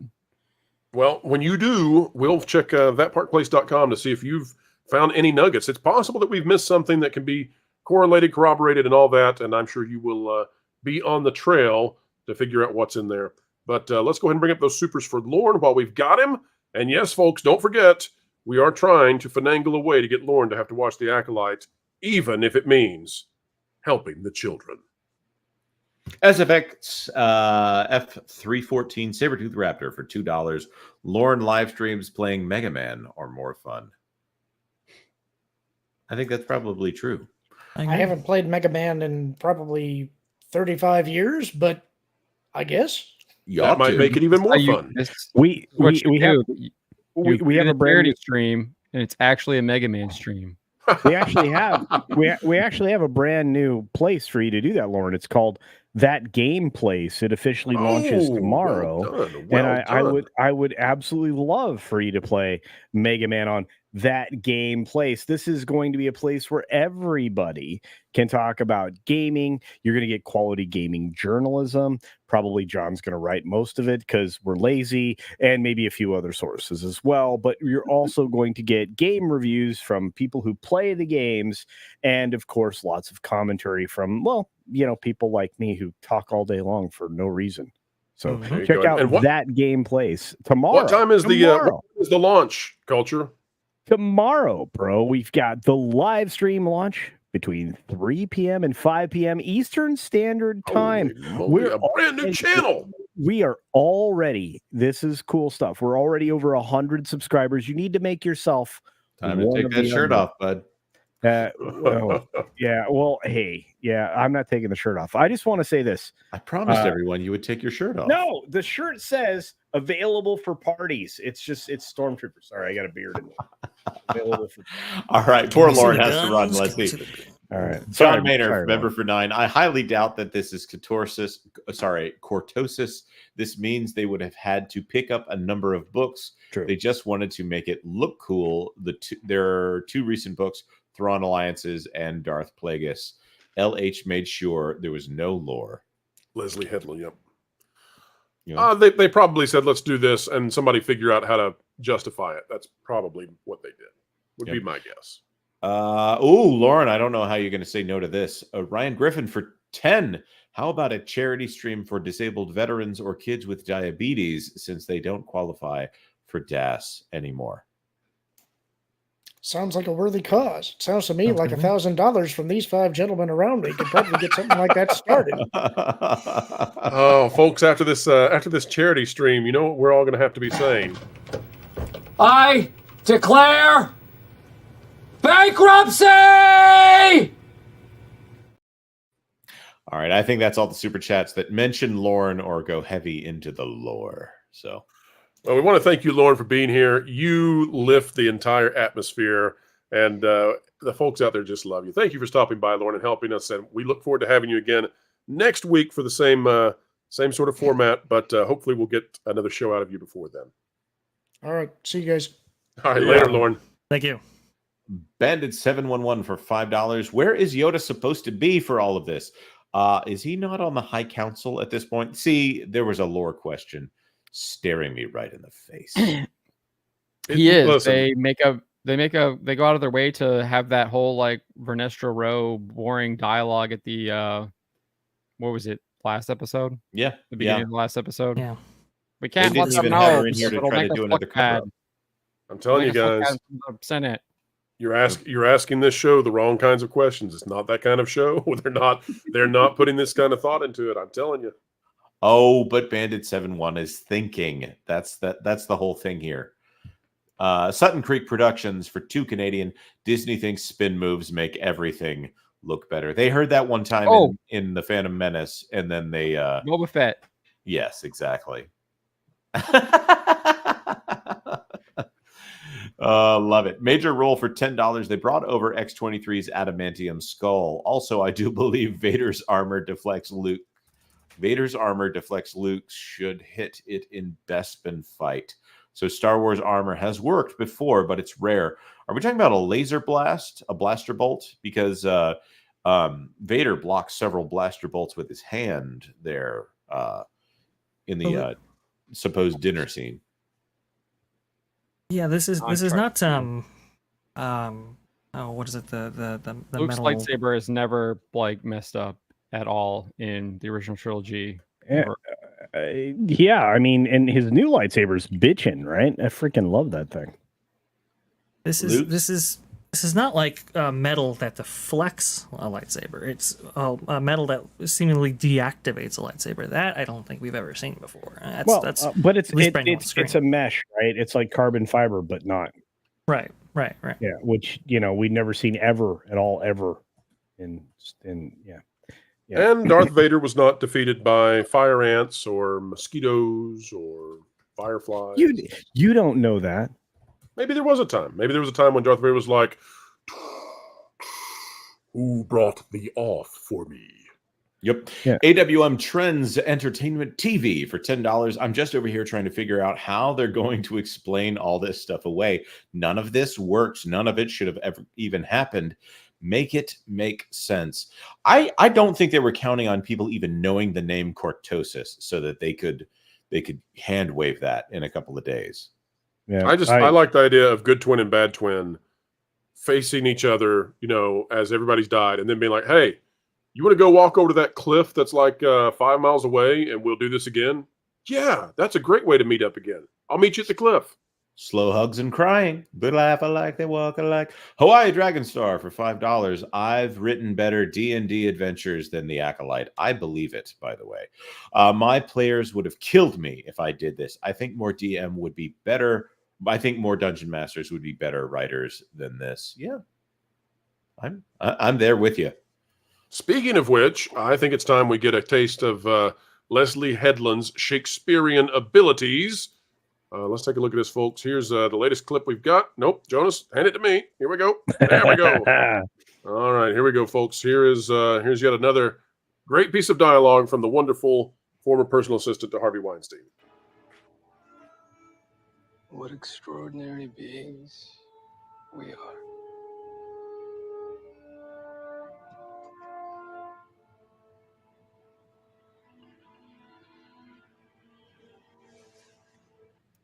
So there you go. That's what extraordinary beings we are. No, that's the first part of the line. He goes on and says keeps going equally meaningless. Yeah, no, it's great. Something about like revelation and like disdain or something. Well, I was going to ask you about dogs that, and John, cats living together. because It'll be he anarchy. says. Oh, sorry, Culture. Go ahead. No. We're just doing Ghostbuster references. Sorry. Yeah. Sorry, I apologize. Well, he says earlier that it's like, oh, I'm a Sith. I just want to exist. What does that sound like to you? And there are obviously allegories towards religious zealotry. John, did you take away that they're trying to do analogies or analogs for kind of political? Leslye or says social she dynamic between- identifies as a Sith. And she also She's already talked about this. She's confirmed this like 2 years ago. Yeah, and he also sent May to murder a bunch of people. So, I just want to exist. Wow, there was a school. Anyway, I'm not going to jump into that. All I'm going to say is, there's allegories here and not good ones. So just back to the clip that Pro played, Chimere finish it says, even in the revelation of our triumph, and then he adds, you see the depth of our despair. Like, and then he just rips one right there in the middle of the scene. It's so weird. Just this nice, juicy, just stuff. Yeah, it was an amazing air biscuit. I mean, and it probably, that's what powers him, Culture. That's how he floats from place to place. Did you not see in this episode? He floats down again. It's like this dude is just Team Edward. He is just floating in like it's Twilight. That's his Mary Poppins moment right there. All I want to say is that he definitely carries his own bug spray. That's well played. Brian Yoder, that's member good. for 6 months. The Boy and the Heron is on Amazon today. No money for Disney Plus. Yeah, I read this today. I've got to go check that out. Hayao Miyazaki, I'm sure. I mean, he's already retired, and again, yeah, right. Which means in about 3 years he's going to get another one. Yeah. Man, I love that guy. SFX Sabretooth Raptor for 2. Didn't know Smurfs were in Star Wars. Comics could beat him. That's true. Comics division could beat him. Definitely Ian could take him out. I believe.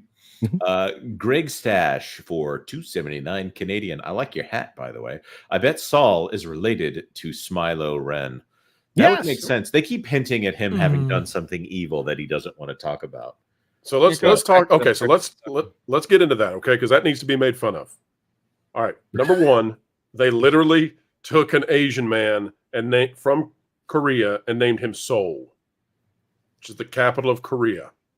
Which would be like if in Korea they had an American guy and they named him Washington. Okay. Okay. I have to disagree. The reason that he is named Seoul is because the girls are from the planet that focuses on the moon, and Saul is the name the son of the son. So yes. it was even if In it wasn't Spanish. even. I'm sorry, I didn't know Spanish existed in Star Wars. No, it's the Latin. Okay, Spanish is derived from Latin. I didn't know Latin was in Star Wars, other than as a part of the history of English, I guess. So this is a really stupid. Well, Star Wars is Star. This is the thing you guys don't understand. There's Luna. Star Wars. No, Star Wars is Latinx. Oh, no, I stand corrected. Thank you. Thank you. Yeah, there you go. That's why the twins are hermanics. Not harmonics, by the way. Okay, so let's make fun of something else then. Okay, well, they're not identical twins until they grow up. So I don't know how that. Okay, works. so we've wondered how. Well, we didn't really wonder because we don't really care, but we knew that the lesbian witches that Leslye Headland wishes were not named lesbian witches. That they all died somehow, and it was probably white guilt floating Dalsim who killed them. No, it's looking like it's Soul who killed them for no reason, and it's looking like. Evil twin, when she tried to kill them all, she actually was trying to save the life of her twin by torching her bedroom. Like, what is going on here? All right, okay. No, the Sith are trying to manipulate the Jedi into feeling guilty for righteously killing these evil, unnatural dark side users. There you go. Yeah, I mean, it's ideology. That's literally what it is. They try and make right. And all of them were infected really quickly with racist cancer, and it wasn't the fire that killed them. I see. It died of an early age from it was the embodiment of flaming racism. It was a case of patriarchy. It wasn't just regular racism; it was flaming racism. And that's it's better out than in. That's what you always say. You got to cleanse your colon. That's what I always say, donkey. That's right. Abdulio for 5. Stuttering Craig of Side Scrollers streamed all 3 Lord of the Rings films on Locals, reacting to them for the fans with no issues. Perhaps that could be an option. That's a great idea.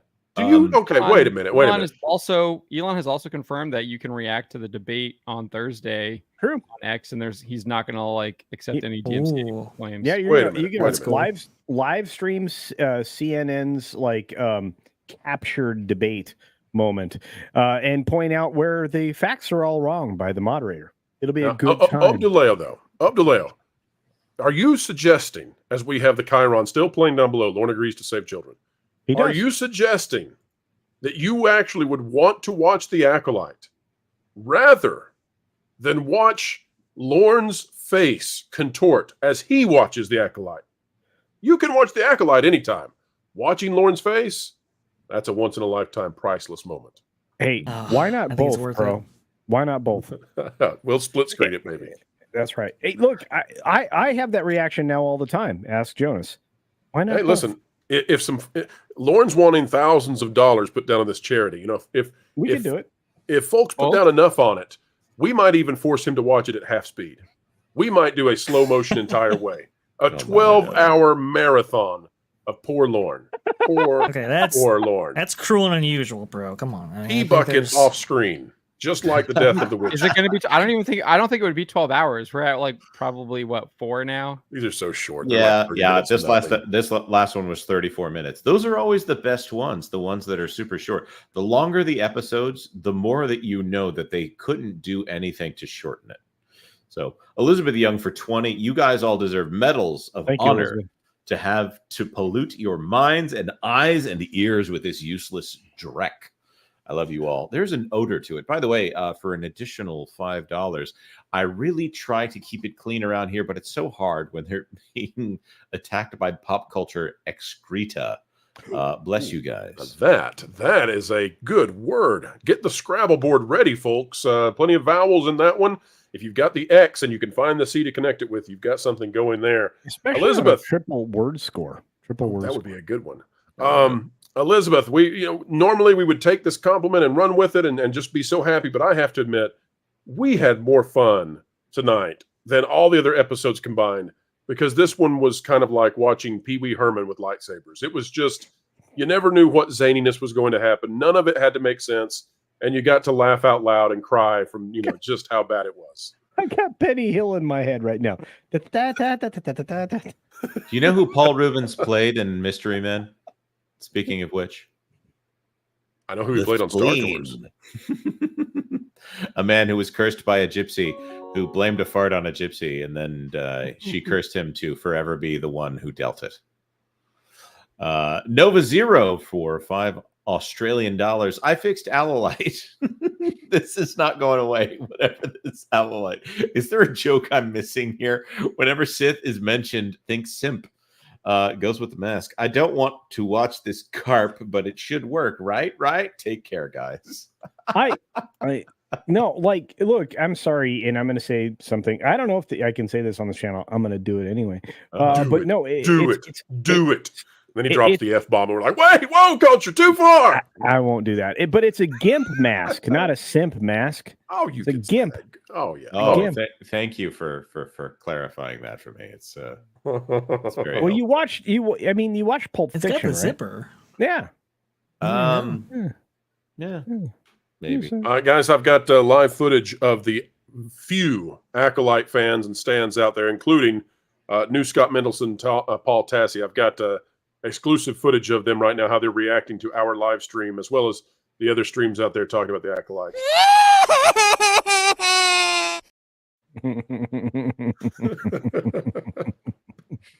I thought it was going to be from like Hillary Clinton's 2016. That's not bad either. We'll make that Ash happen. Ash Render, come back.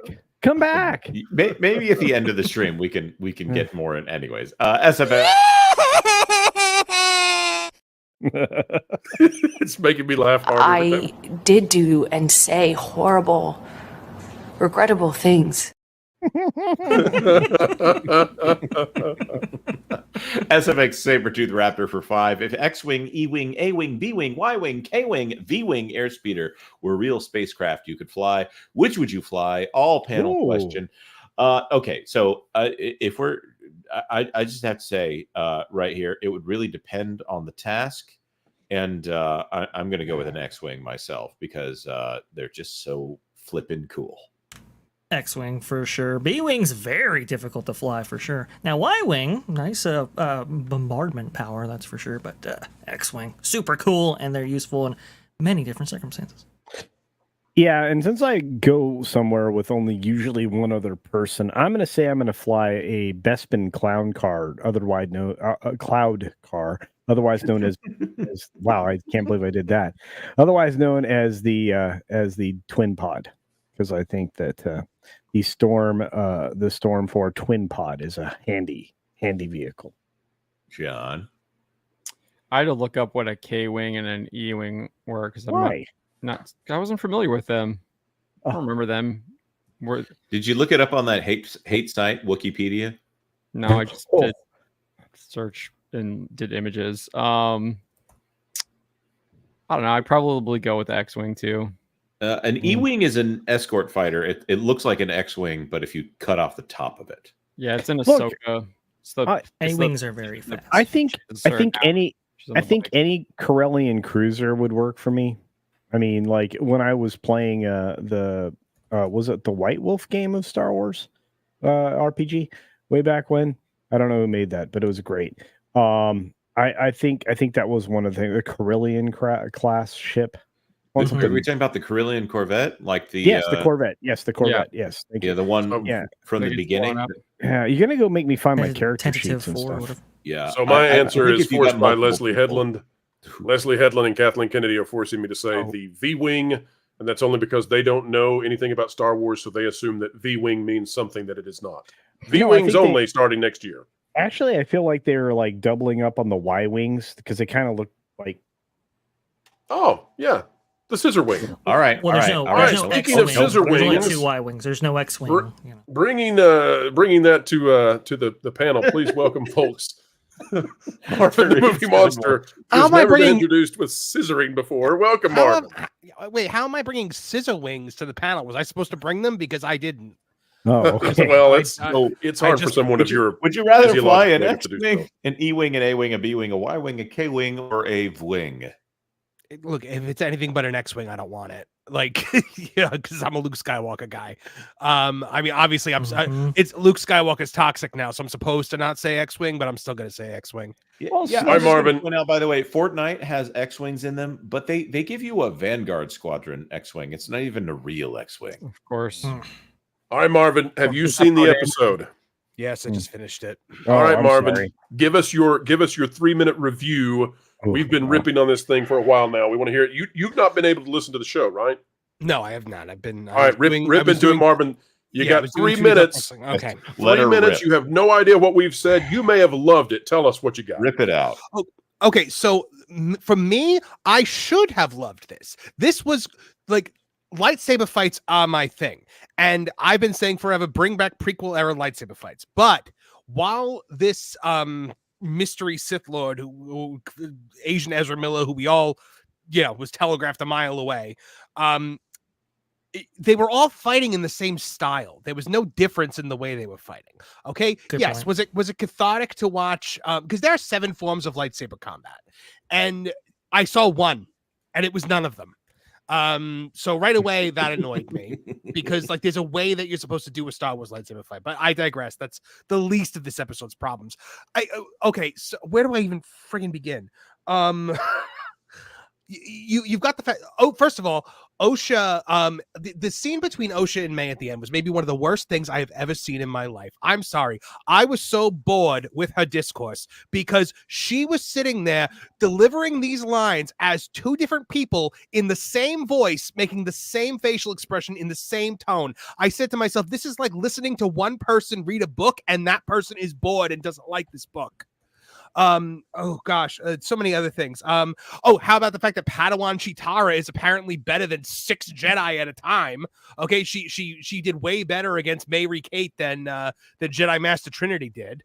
And she's supposed to be a Padawan, right? And she's a Padawan. Yeah, she's a Padawan. She's got girl power.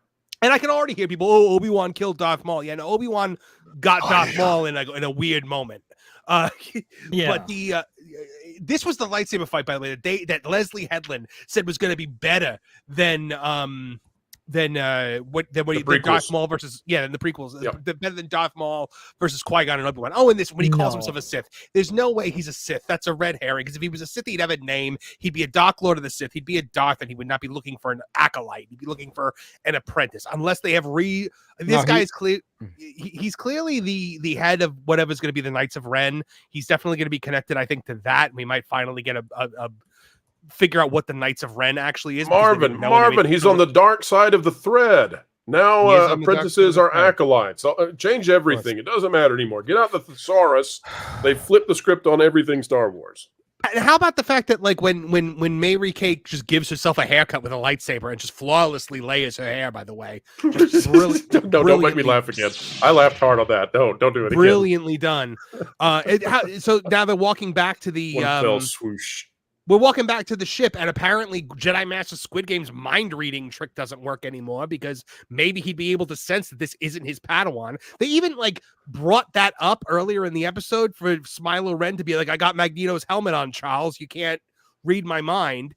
How about the fact that Osha basically throws her dog at this guy and sacrifice? I love you, Pip. Love you. Good Lord, you threw your dog at the guy. I was mortified. I'm like, you're trying to hope that the bugs will come eat the dog and him. Okay, and 6 Jedi can't beat this guy, but 6 moths got him. They got him good. Especially after the bugs literally killed themselves in the previous episode. Exactly. This was a non-threat. How about the fact that Jedi Master Superfan doesn't know what the bugs are when he was standing there when she's like, turn your lightsaber off, and he's like, why? And she's like, it attracts them. It attracts what? You were there. Yep. Totally. I wrote that down. Yord forgets bugs. I literally wrote that down. You're gonna feel bad, Marvin, because Yord died. Why is her robe off and nobody else's robe is off? They don't take their robes off to fight this guy? Come on. I had to think about who Yord was for a second because I just know him as Jedi Master Superfan. Just let this clip play again. Watch how many times she spins at the beginning of this thing. I mean, she's like a triple. What do you call those triple? It's a triple axel. Triple axel. Triple axel. Watch this. Look at that. She is freaking on the. Never mind. I can't even. I'm sorry. Make your moves subtle. Squid Games didn't do this well against him. But she I deserves gotta say, to be stabbed. I gotta say, I legitimately said to myself, I said, look, I don't care. I don't care about. I was like, you know what? It's like a 1080. She was a freaking 1080. I was like, screw channel monetization. If she kicks out of this, if she is yet another stunning brave female that survives being impaled by a lightsaber, I'm done. 3 times. I not for a second thought she was dead. It's triple Sabine. Oh my gosh. Bro's There's going a for his moment first where copyright strike tonight. Yeah, I don't even care. I don't even. No, we don't want to strike. We'll How pass on that one. fact that why wasn't she fighting Smilo Ren? Why did she just run away from the fight? She was just there to fight Mary Kate and do a much better job than Trinity did. Oh, it's so bizarre. She pulls out her little knife, and all I can think is that clip from The Amazing Spider-Man where he's like, "You found my weakness. It's small knives." Folks, we're still monetized. We're still surviving. Not taken down yet. In the first place. I don't know how we're still monetized, but I know this. Marvin's funny. Marvin's funny. Wait a minute. What is this? Yeah, this I'm is just ranting. Culture's now standing in the Star Wars Bay here at Hollywood Studios. Yeah, well, there goes Darth. Okay, yeah. So there was a time of real Star Wars. We are no longer in it. There were 6 of them, and one of them had Darth Maul in it, which was a far better fight than anything we saw in this most. And not a single bug. He was not attacked by a single bug. I don't know, maybe in the desert somewhere, possibly. Can I ask a question? Why is it everybody always wants to go to a desert planet? And when they don't, because they've seen this jungle planet and realized it sucks. So please send us anywhere else. Okay, but this is another jungle planet. You know, Yep. I mean, I call it's it like Studio Planet. Could they not at least have one plant that's not from Earth in the jungle planet? Could we at least have one exotic bush or fern? Like, how is it Avatar gets all the cool plants and we get the Hobby Lobby floral explosion? They stole stuff off Tiana's Bayou Adventure for this thing. I think you just insulted floral, but that's fine. No, I mean, if they had 15 yellow years, plants that came in HU, that would be cool. Like from Jumanji. If they had 15 years to make this, like he had to make Avatar 2, then maybe they could have gotten some more plants. They had like 5 years. They spent. Did you see that Caroline Reed article from Forbes? 17% more on pre-development for this 50 than million, the last 50 Jedi. million just in pre, yeah. Well, they also spent almost 20% more on the male talent than they did on the female talent. Oh, we saw that today, didn't we? Oh, I have to bring this one up. This is perfect, though. Sutton Creek Productions for $2 Canadian. Let's attack the bad guy one at a time. Perfect. Brilliant. How about the fact that Smilo Ren was fighting like 6 Jedi at a time, but we couldn't see it because we have to be in Oshly's perspective. I'm like, I don't want to be anywhere near her, let alone her perspective while a fight's going on. It's also true, but I think this is amazing because it shows us that there are some very accommodating Jedi in Star Wars. Just like Critical Drinker always says, very accommodating stuntmen. We're gonna take some swings. I like that they took the Ninja Turtle rooftop scene strategy. One at a time, bros. One at a time. Yep. Hawaii Dragon Star for $10. The video is dark because they didn't have anyone to choreograph a decent fight. It's also to hide the knives, which actually killed the red shirts. Lightsabers don't kill anymore. I look forward to the next series. Skeleton Crew is going to bring out light sporks. Just wait. What? Marvin, who's the choreographer for Phantom Menace? Because we need that guy back. I don't desperately remember bad. There's one guy that basically like formed the basis of what is the 7 forms of lightsaber combat. And one of the things that I like to do during a lightsaber fight is I like to try to figure out who's fighting. I'm sorry, Marvin. Did you just summon the spirit of Lorne into your head?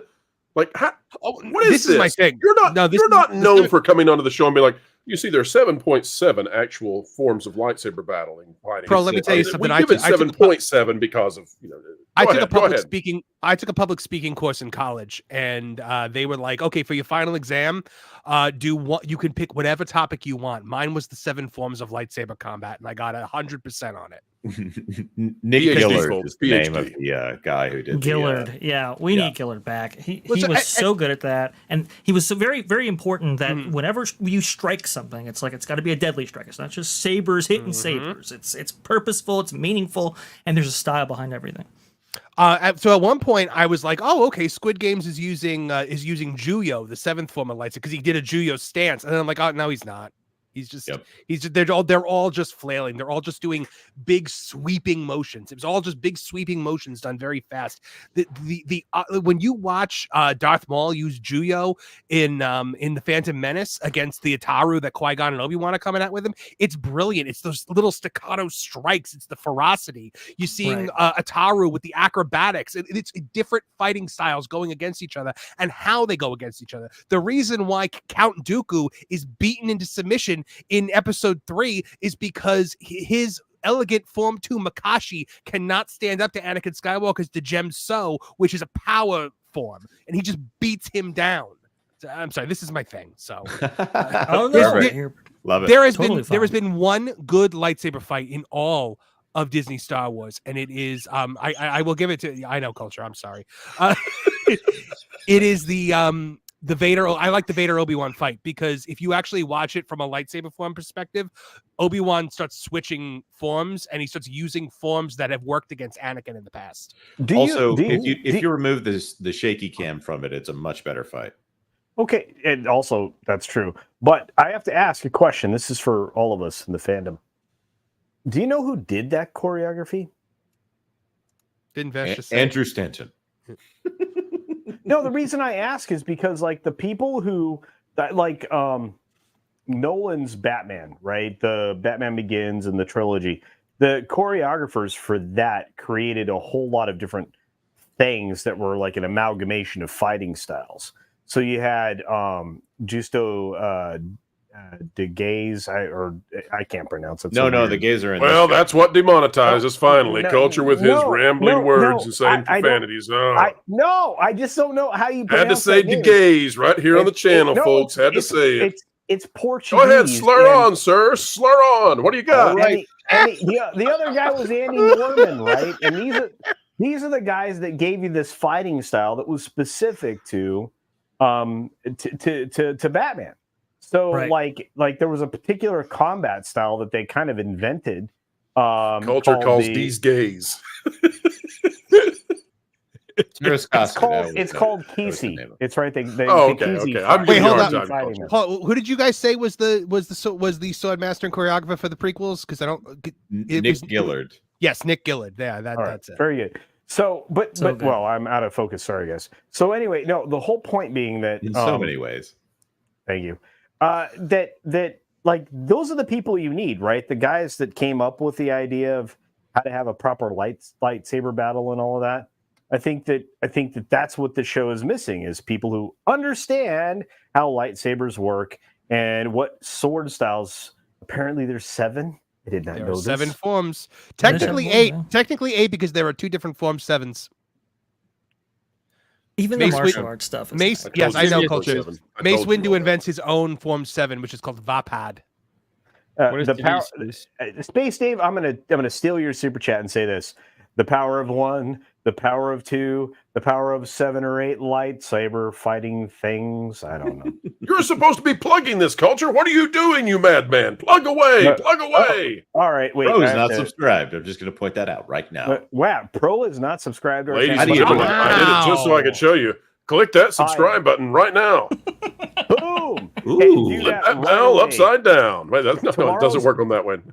Tomorrow's a huge day. Tomorrow's a big day, kids. We have the launch live stream. We have been planning this for months, believe it or not.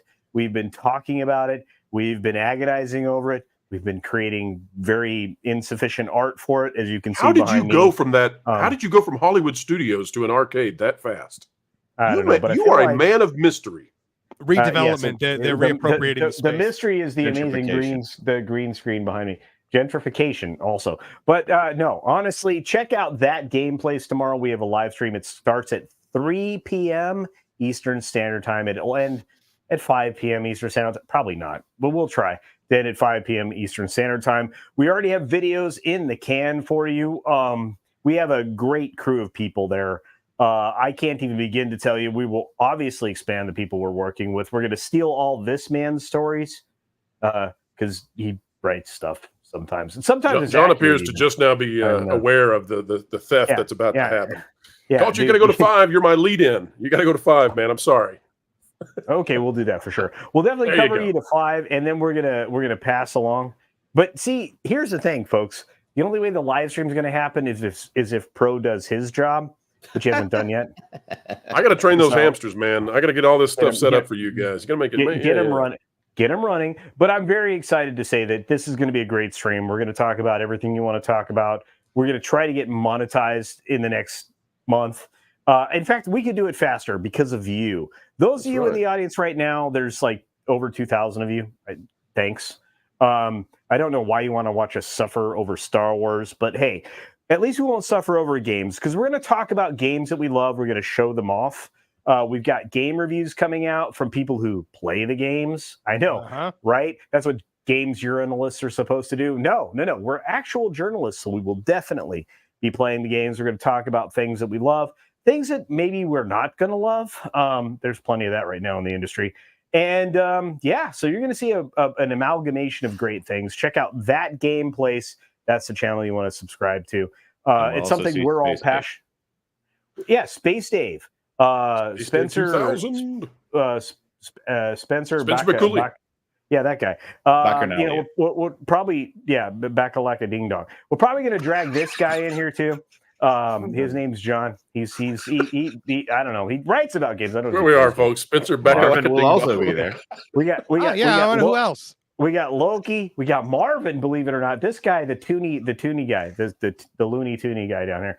He's gonna talk about games. He already is talking about games. We got videos in the can.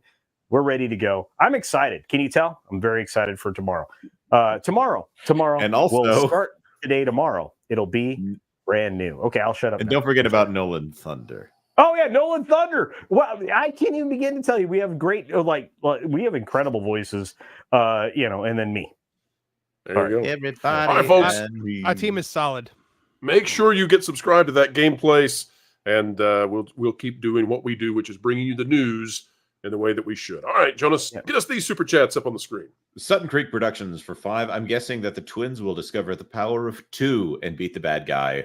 Our saviors. Yeah, they will. But first, they've got a little hijinks. One of them's going to Boston, and the other one's going back to the ranch to be with Dad, even though he's getting remarried to this woman who's just not right for him, Now, the bad guy is going to be Jedi Master Squid Games at the end.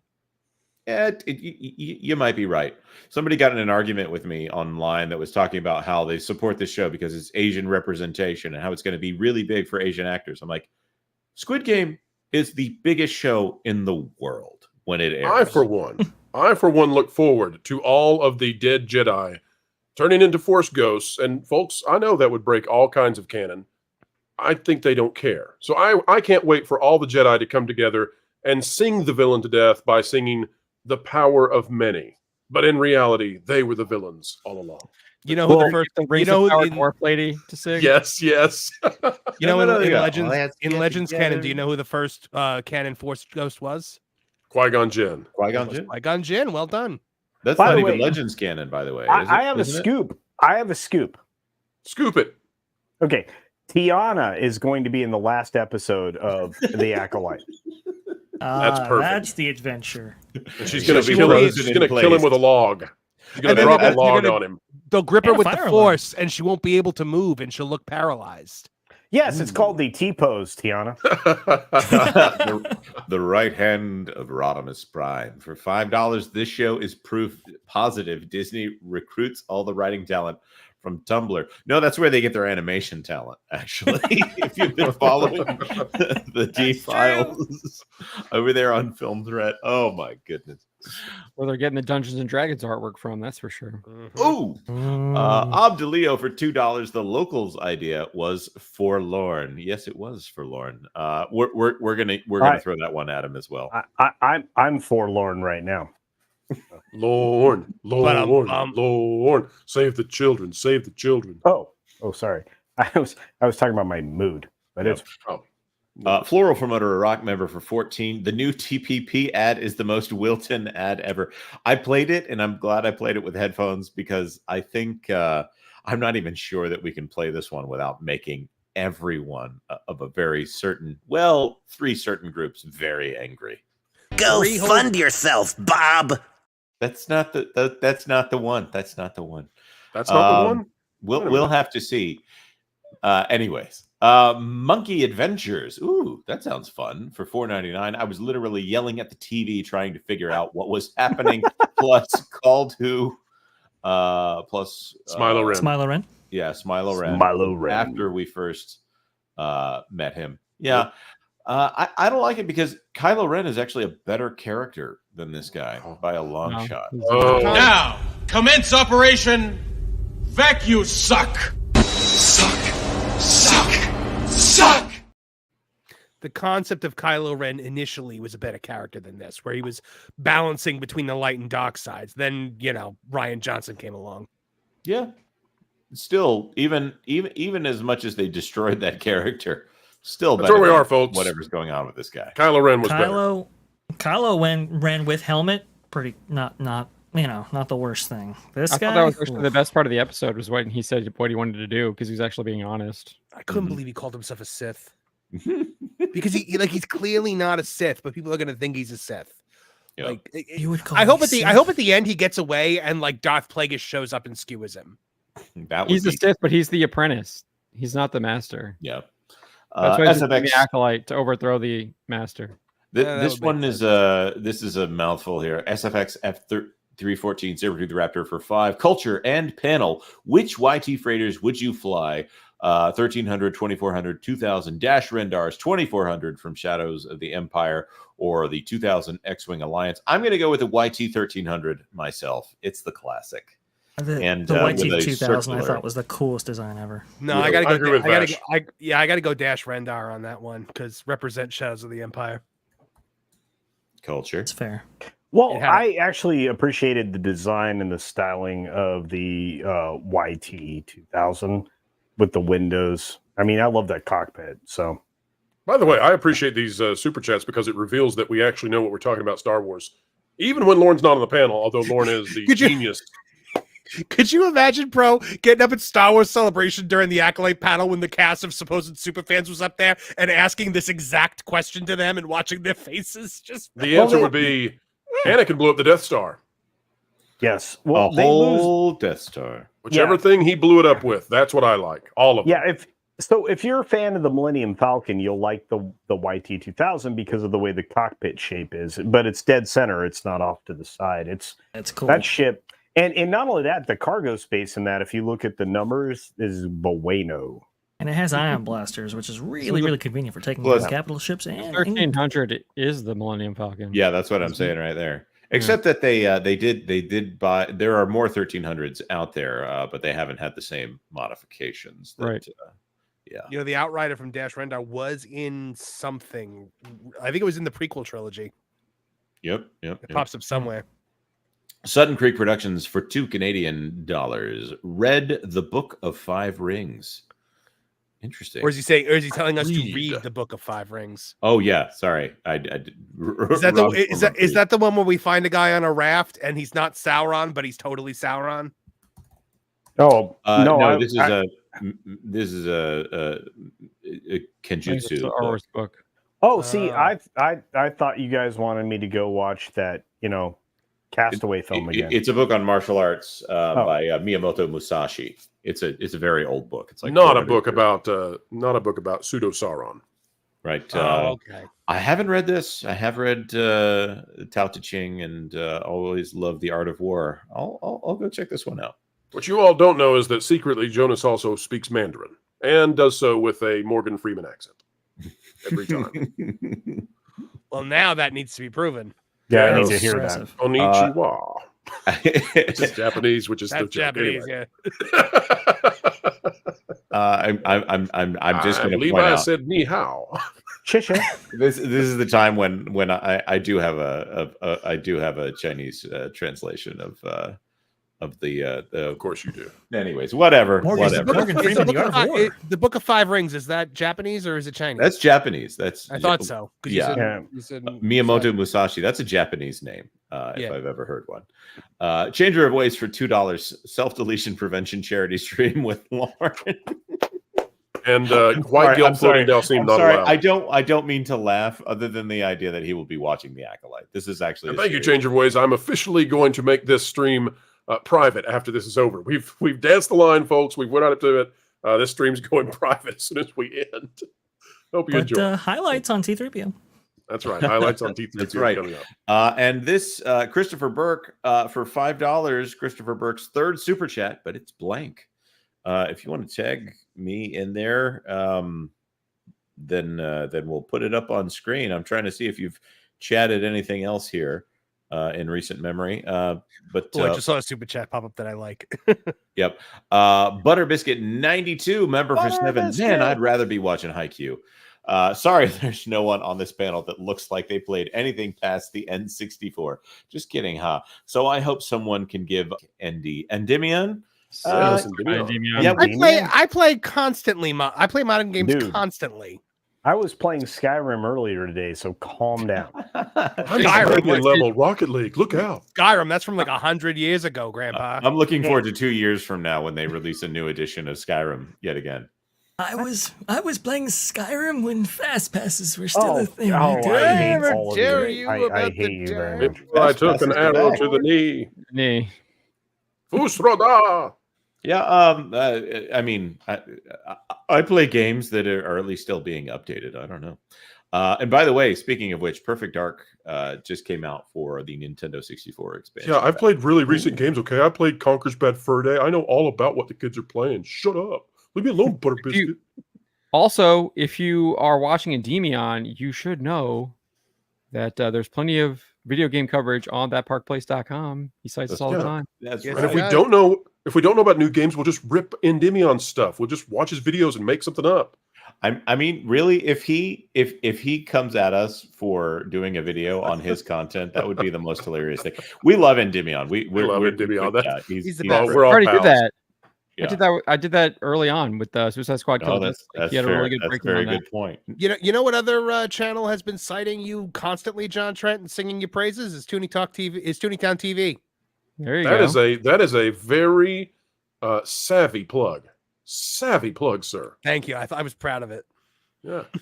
Yep. Nova Zero for $2, I'm going to say Australian dollars. Panel, Corellian Shipyards or Kuat Drive Yards? It's Quat Drive Yards. Quat.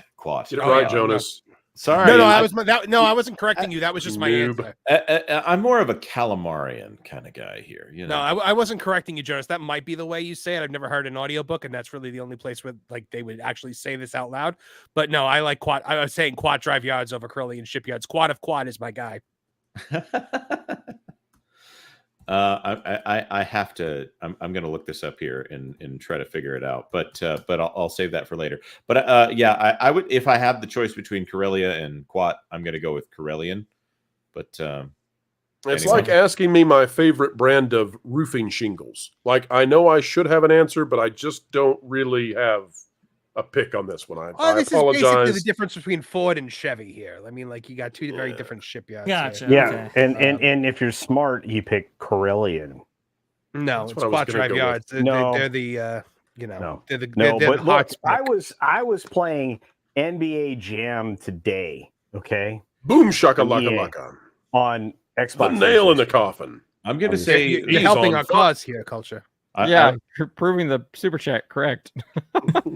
Come on now. Shipyards made in the Republic. That was after Nintendo 64. Come on. Are we forgetting Nubian? I'm going to say that there's a very heated forum discussion from theforce.net from 2001 that I'm just not finding any consensus. You heard it. You heard it here first, folks. The #1 video coming out from that game place will be Culture revealing the cheat codes that let you unlock Air Dog in NBA Jam. Hang tight. No. It's Bill Clinton. No, I'm going to talk all about this wonderful game guide of Skyrim. Okay, I'll tell you. I'll tell you. First of all, we got a 2-hour live stream. We're going to be discussing the news of the day and some remakes that are not honoring the past. We're also going to be talking about the future. We got some videos on Polygon already complaining, and for all the wrong reasons, about the new Zelda game that's coming out.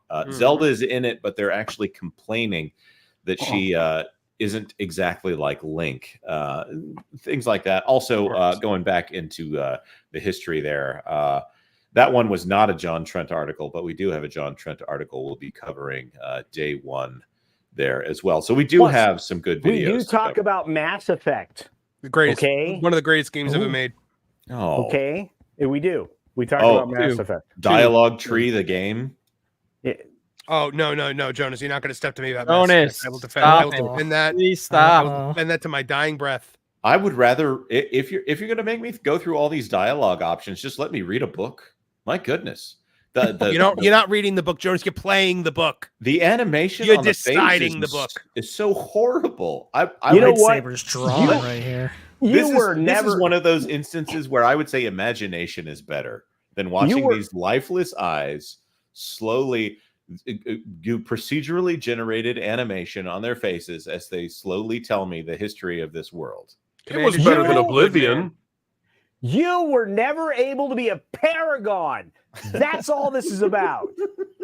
He's still stuck playing Morrowind. Don't judge him too harshly. Garrus wouldn't even back you up on this, Jonas, and he's always got you back. That's right. How long until Whiterun has to be renamed because it's a racist town? Because it's. I love that Conan O'Brien had the best joke. Well, at least they're upfront with it, right? Siani Reese for $1.99. Will you cover FF7 remake and rebirth? Yeah. If I have anything to say about it, yes, those are my two favorite games. I've beaten FF7 rebirth 4 times now. Speaking of cringy dialogue, in fact, the sale numbers are terrible, and it's ruining Square Enix. Yeah. No, nope, that is not. Not We'll what be covering ruins Square Enix. We are definitely covering Square Enix. Final Fantasy VII Rebirth is phenomenal. There's a lot of filler in it, but yes, there's problems. But I mean, I love it to death.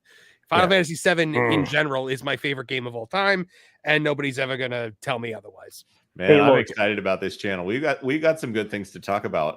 And Butter Biscuit right here for $2. Yeah, because you're wrong. Mass Effect. No.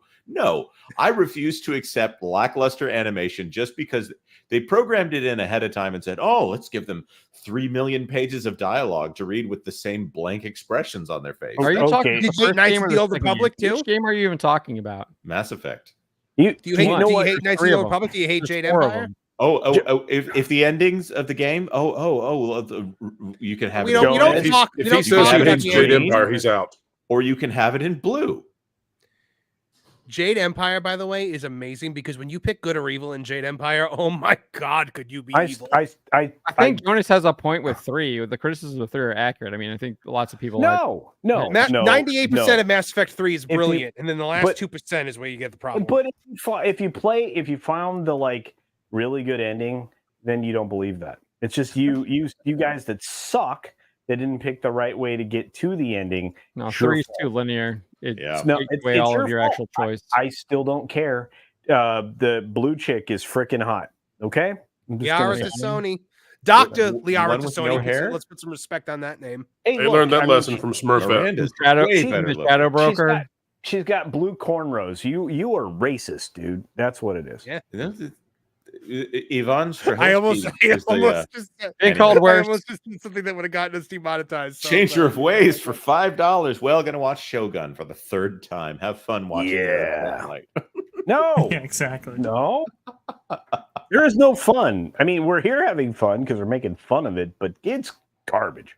And folks, if you think this is fun, wait till we bring out our competition for Boundary Break, Texture Break, where we'll be zooming in as close as we can into various textures to judge them. You won't believe the fun that's going to be there. Sutton Creek Productions for $5 Canadian. The Art of War is useless in modern times. I like it. Oh, there it is right there. The Book of Five Rings deals a lot with close quarter combat. Yeah, I've got a friend who, well, I don't need to say enough about him really here because I might identify him. But he has 2 books. One is The Art of Executive Protection, and then right next to it is The Fine Art of Executive Protection. And I like to imagine that the guy with the second book was just trying to stick it to the guy with the first book just a little bit. Well, I mean, truthfully, there's a starting point, and then there's the guy that thinks about where you started and says, "Wow, you screwed that up." Absolutely. Ryan Matheson for $1.99. Return to FF14 for new expansion after 6 years. I got to tell you guys, I don't think this is going to be a that controversial of a take, but the Final Fantasy games, with some brief breaks for Final Fantasy X, they stunk after 6. Whoa! Wait, what? Jonas, you are You just said all Final Fantasy throughout this Did entire you say all stream. Final Fantasy games stunk after 6? Because either I had a stroke. They or that can't was- get much better than 6, honestly. No, you can. It's called 7. Mario was terrible after 3. There's not been a good Mario game after Mario 3 ever. All Hey, right. watch me sink my own channel right off the get-go. Let me shoot that horse right in the legs as it comes out the gate. You were coming in with some hot takes, my friend. I don't know. Sucker in all 4 legs. Final Fantasy VII is believed by many look, people to be the greatest game ever made. For those of you checking out, Ocarina in Times would like a talk with you, sir. For those Okay, I will of you give that you are that. checking about out tactics? that game, for when you check this game channel out tomorrow, none of those takes are going to be on any of the videos we shot because he just started sounding like Just canceled Jonas. That's what it sounded like. He's hit that soured blue milk again. He's lost it. He's loopy. Butter Biscuit 92 for $2. You guys had me crying tonight. Love it. Okay, maybe I don't actually hate all of them after 6. Maybe I was getting a little high on my own supply after the Mass Effect takes, which are actually my legitimate thoughts. I might have gotten 100%, maybe got a platinum on one of them. No, not really. It was the full gamer score on Mass Effect. And Biscuit, this is for you. We need rest. The spirit is willing, but the flesh is spongy and bruised. I love Zap Brannigan so much. Jumper 7 for 2. Do a charity to buy controlling interest in Disney. Yes.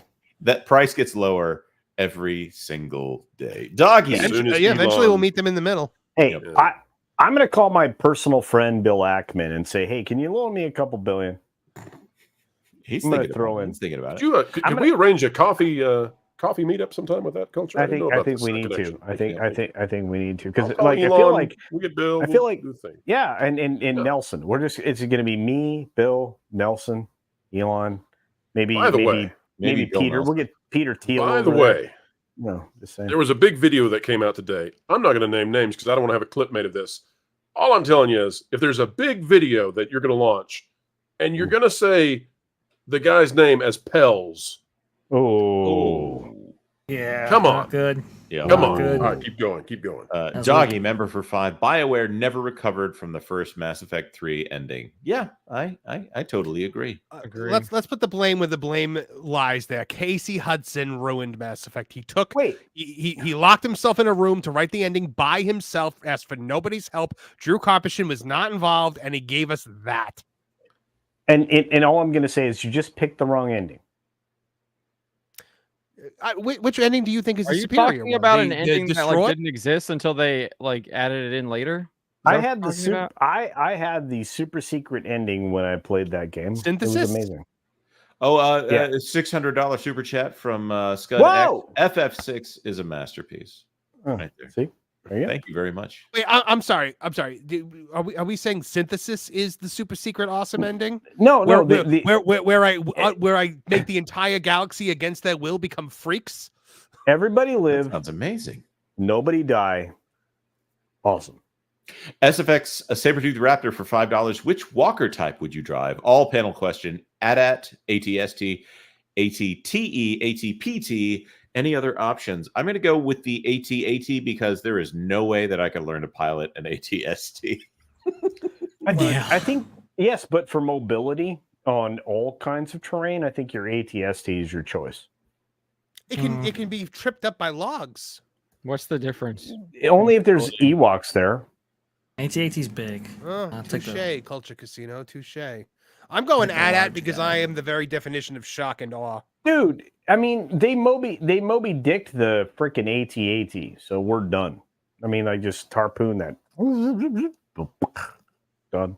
I mean, it's like the guy in like Independence Day How many where they just speeders died before that happened though, and only the Jedi did. And you could I don't probably do know, that with the I feel ATST, like- right? You just blow that out of the sky. Look, so. I feel Yeah, like it was they the did. Independence Day moment, right? Once you knew how to solve the problem, it was no problem. You just have somebody fly up there and blow them up. Culture. The rebels lost at Hoth. What are you talking about? Well, I'm going to say it was lack of strategic planning and positioning because they lost on Hoth. Look, I played the game. Remember on Family Guy when they're like, we could I know we're going into space and we can escape in literally infinite directions, but we're going to choose to fly right through the Star Destroyers. Hey, look, all I know is that it's not more stupid than Star Trek in the last 10 years, so shut up. All right. Pros answer on this super chat, ATOT. Keep going. Brandon for 199. Fallout New Vegas is the GOAT. It's a very good game. I have yet to play Fallout New Vegas. What? Actually. I've played Skyrim like To be 7 fair, times I over. haven't either. Just because You know, the horse had all its legs shot. Now Jonas is like, let's just off him right now. Let's. I do not care. I'm running a for Skyrim. gaming channel. I've never played any of these games. What are you guys talking about? No. I do not care for Skyrim. Okay, I've played most of the games that we're talking about. I just haven't played New Vegas. All I play is Tetris. I played Fallout 4 just a few days ago. You guys don't understand. I am video game eclectic, right? And I'll go back and replay like different parts of games that I enjoyed, thought the story was good, thought the challenges were good. There are certain early Assassin's Creed games that I'll go back and replay.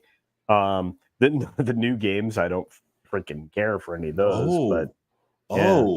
What? You guys, somebody just pointed out something that's actually pretty amazing here. But I have a great beard. The Jedi never even discovered Kilnaka dead. Oh, that's Chitara knew. They never went in there. Yeah, they did. Chitara knew though, because she was like, and for the murder of Master Kilnaka. But yes, like, Except she never relayed that information to anybody. Right. Well, I mean, like she got blowed through the room, then she got blowed through the room. Somebody did. Well, on her way through it, she looked and went, dead Wookiee. Hey. Yep. Yeah. Jonas with some painful gaming comments tonight. Maybe what I'm trying to do is maybe this is a 4D chess move to try to reduce my workload here at that park. No. But anyways, Changer of Ways for $2. My favorite book. I think you already got cut out. Culture already cut you out. Yep. Dude, Butter Biscuit.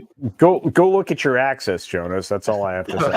Oh, denied. Bro. I thought I was going to start a bigger uproar when I said I didn't care for Skyrim. No, you're fine. I mean, Skyrim's glitchy, but it's fun. I don't like first person, and the third person is horrible. Yeah, I don't like. I tried to You can mod it though. person, You but- can make it real good. I don't play that game. I play the game that I'm given. Have you seen the one where they turn all the dragons into Thomas the Tank Engine? That's Changer of Ways for $2. My favorite book is I Ching, Book of Changes, because that makes sense. Yeah, like it. You know what my favorite book of all time is, Jonas? Star Wars Episode 3: Revenge of the Sith by Matthew Stover. Hey, as long as it wasn't Claudia Gray, I'm with you. I mean, if we're other than the Bible, I'm going to say, The Hobbit is probably. I just go back to that over and over again. Dude, I've been reading that since I was a young lad. But what's really weird is the books I return to the most often I can't speak. Often are Edgar Rice Burroughs classics like Tarzan and The Martian Chronicles. Tarzan. Yeah, I was going to say the Tarzan. syllables are difficult. Yep. Butter Biscuit 92. I'm sorry, I like Calvin and Hoobes. Like he's Joel Tarzan. Why am I here? Why?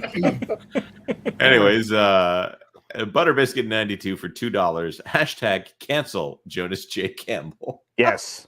Read by Jonas J. Campbell. Hey, this is the goal tonight. Hawaii Dragon Star Jonas for $2. Jonas is going to be the first person to spearhead his own cancellation. Yep. Hawaii Dragon Star for $2. Art of War is strategy. 5 Rings is philosophy.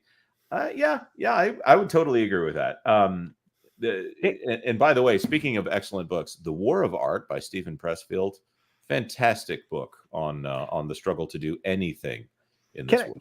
Can I suggest something because of all these wonderful strategy books? Master Indara's not dead. She's going to come back in episode 8. And be the actual Sith Master, you think? No, actually just win. Abdelio for $5. Jonas, check out FF9, the last Final Fantasy of the PS1 era, and it was a throwback to the 1 through 6 era of the series. Among my personal favorites with 1 and 6.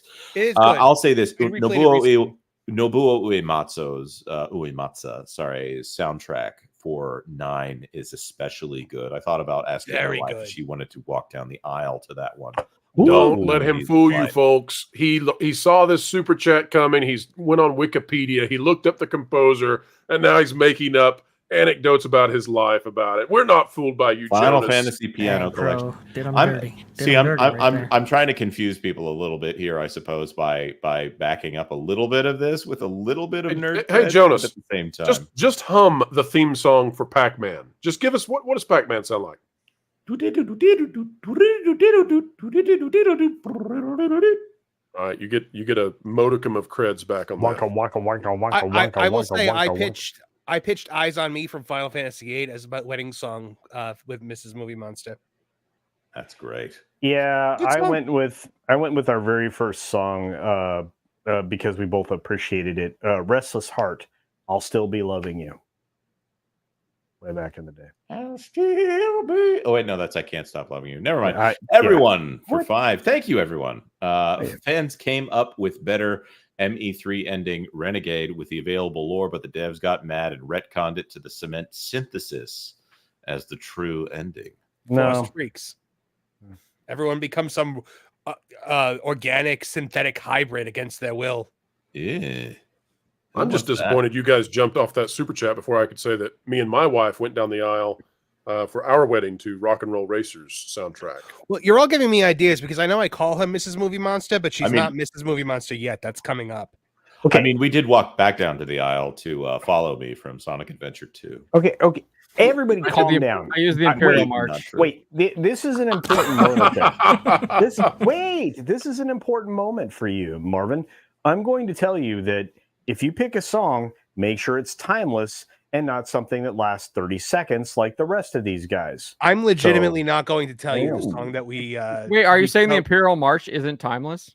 Well, no, that would work actually, but I'm not sure that that's the message you want to send to your guests, because it's going to sound like somebody's in trouble. It's great to say that my mother's personal ringtone on my phone is the Imperial March, and she hates it. Oh, guess. Hey, wait a minute. Do you know what Jonas's ringtone on my phone is? Oh no! What is it? It's the Mad Tea Party from the attraction at Disney. Oh, perfect.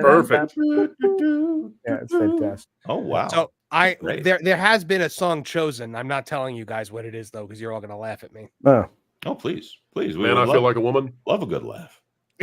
Nope, not sharing it. Maybe if we get a super chat asking for it, I'll share it. But I don't know. Hawaii Dragon Star for $2 for games. Play Kingdoms of Amalur, else D2. I loved Kingdoms of Amalur and the treatment of that studio and by was it Kurt Schilling that ran that one into the ground? Yeah. Well, Kurt decided to invest in games, and that was a bad decision for a baseball guy. Yeah, Kurt lost a lot. But I wish there could have been a second one. They got to work on that. Salvatore, R.A. Salvatore. Okay. Yeah. And great. I'm agreeing with this super chat right here, by the way. SFX Sabretooth Raptor for 5. Which is better, Trooper, clone or Stormtrooper? This is not even a question. Special Forces are also options. All panel questions. I'm going to go with the Rogue Commandos. If you drop 2 clone troopers into a room of 1,000 stormtroopers, the clone troopers are the only ones walking out. Yeah. Yep. Agreed. Yep. Yeah, there's no. I think we all agree there. I think it's one of those universally accepted things. Stormtrooper Obi-Wan Kenobi is accurate. Shut up. They're accurate. What about the Death Troopers? Anybody? Has there ever been a line that became more like ironic over time than only Imperial stormtroopers have aim so sharp? Love it. Flora from Under a Rock for $2 Canadian. How are you guys not excited for Freaky Friday 2? Isn't it funny how they average out Jamie Lee Curtis going a little bit more nuts and Lindsay Lohan getting a little bit more sane, trying to even each other out a little bit? By the way, when you are a Padawan and a master, you have like a bond in the Force. You can sense each other. Does this relate to Jamie Lee Curtis and Lindsay Lohan? It does, actually, strangely. I definitely think that the Sith Lord is Jamie Lee Curtis at this point, but I could be wrong. Definitely a bond between those two. Yeah, definitely. It's definitely one of the Witch Coven people, because the what's his name, Ezra Miller has the Witch Coven power to mess with people, get in people's minds or whatever. Remember? Oh, that's true. That's very true. About how Jedi Knight Superfan was like, he doesn't play by the rules. I'm like, you're fighting. He stays there. Okay, his name is Yord, and just because he's interested in just because he's interested in your wife's boyfriend doesn't mean you need to attack him. I don't understand why he drew his lightsaber as a flashlight, because I was told that a Jedi only draws their lightsaber when they're ready to kill. He did it again in this episode. He was killing the darkness, dude. Come on now. Come on. Brandon for $4.99. Not playing New Vegas was a mistake I made for years. Once I played it, I understood why everyone said it's the best Fallout. I believe that. I played Fallout 3 after I played Skyrim, so I was kind of going backwards in game design there. But Jonas, this is why the show was based on that sort of kind of maybe. Yeah, it makes sense.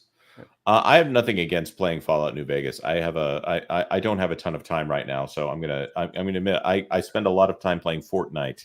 You need to invent time. That's right. Okay. I have no time. No, he just needs a little locket from Harry Potter. Speaking of which, the super chats keep coming in, keeping us here later and later. I'm just. We'll keep going as long as you do, all folks. You love it. We'll keep going. That's right. CC Karaoke for $2 Canadian. FF9 Mogiri mod. Check it out with your time. Okay. Ooh. I will. All right.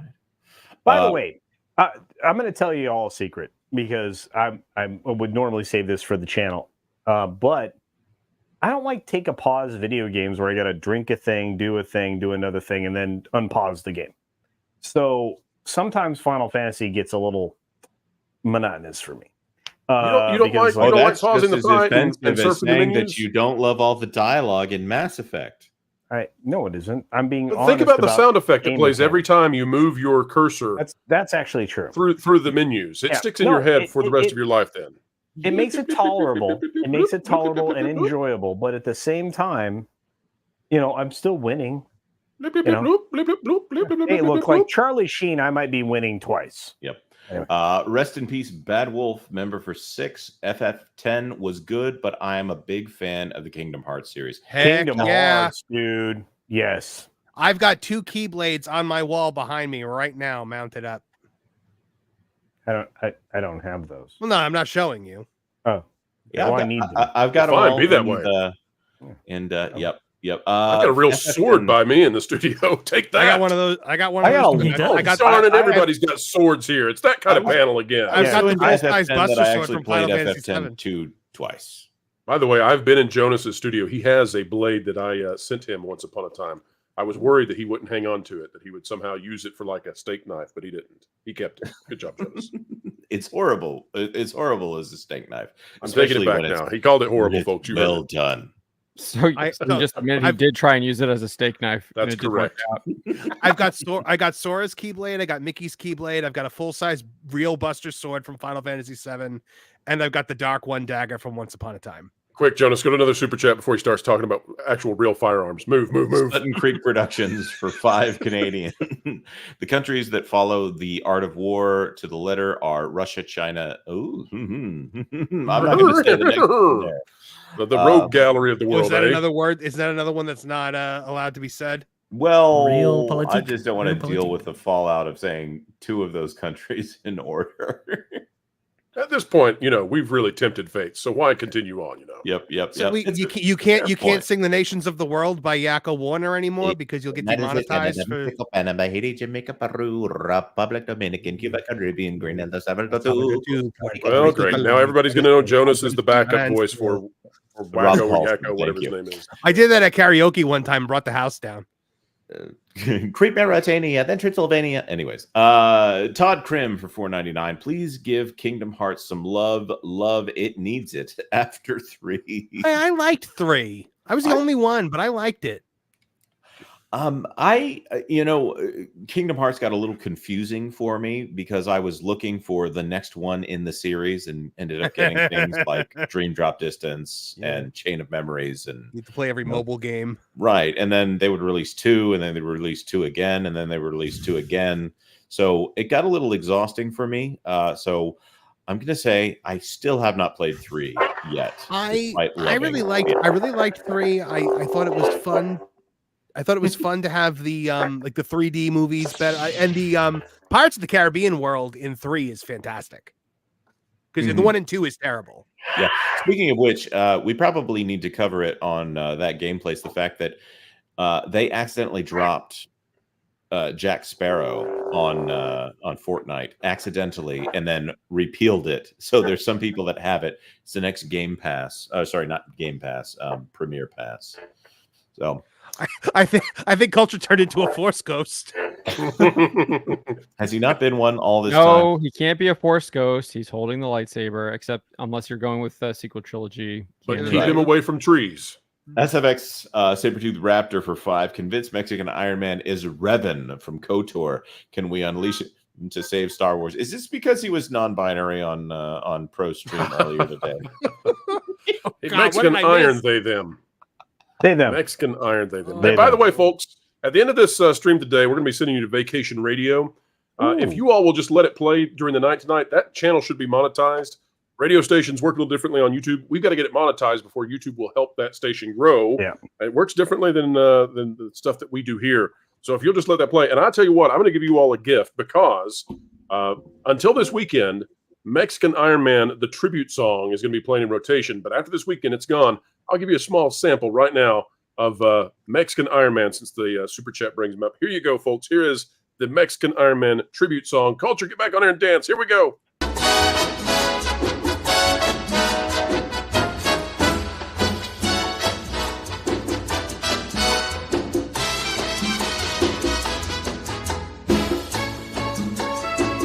Yes, folks, this is what we do as we near in on 3 hours. We get Culture to dance. When the Ninos hear the taco truck, they all yell, don't give a fudge. Cover taco away. From the Pueblo down to the rest of the town, they're excited when they hear the bells begin to play. Taco, taco man. Rabbit, chickens, meat frying pan. Taco, taco man. Laura to buy a new taco van. Is he a YouTuber or maybe a noober? He's made of iron. He's a man, he's a man, he's a mic of a man. Everyone be a fan of Mexican Iron Man.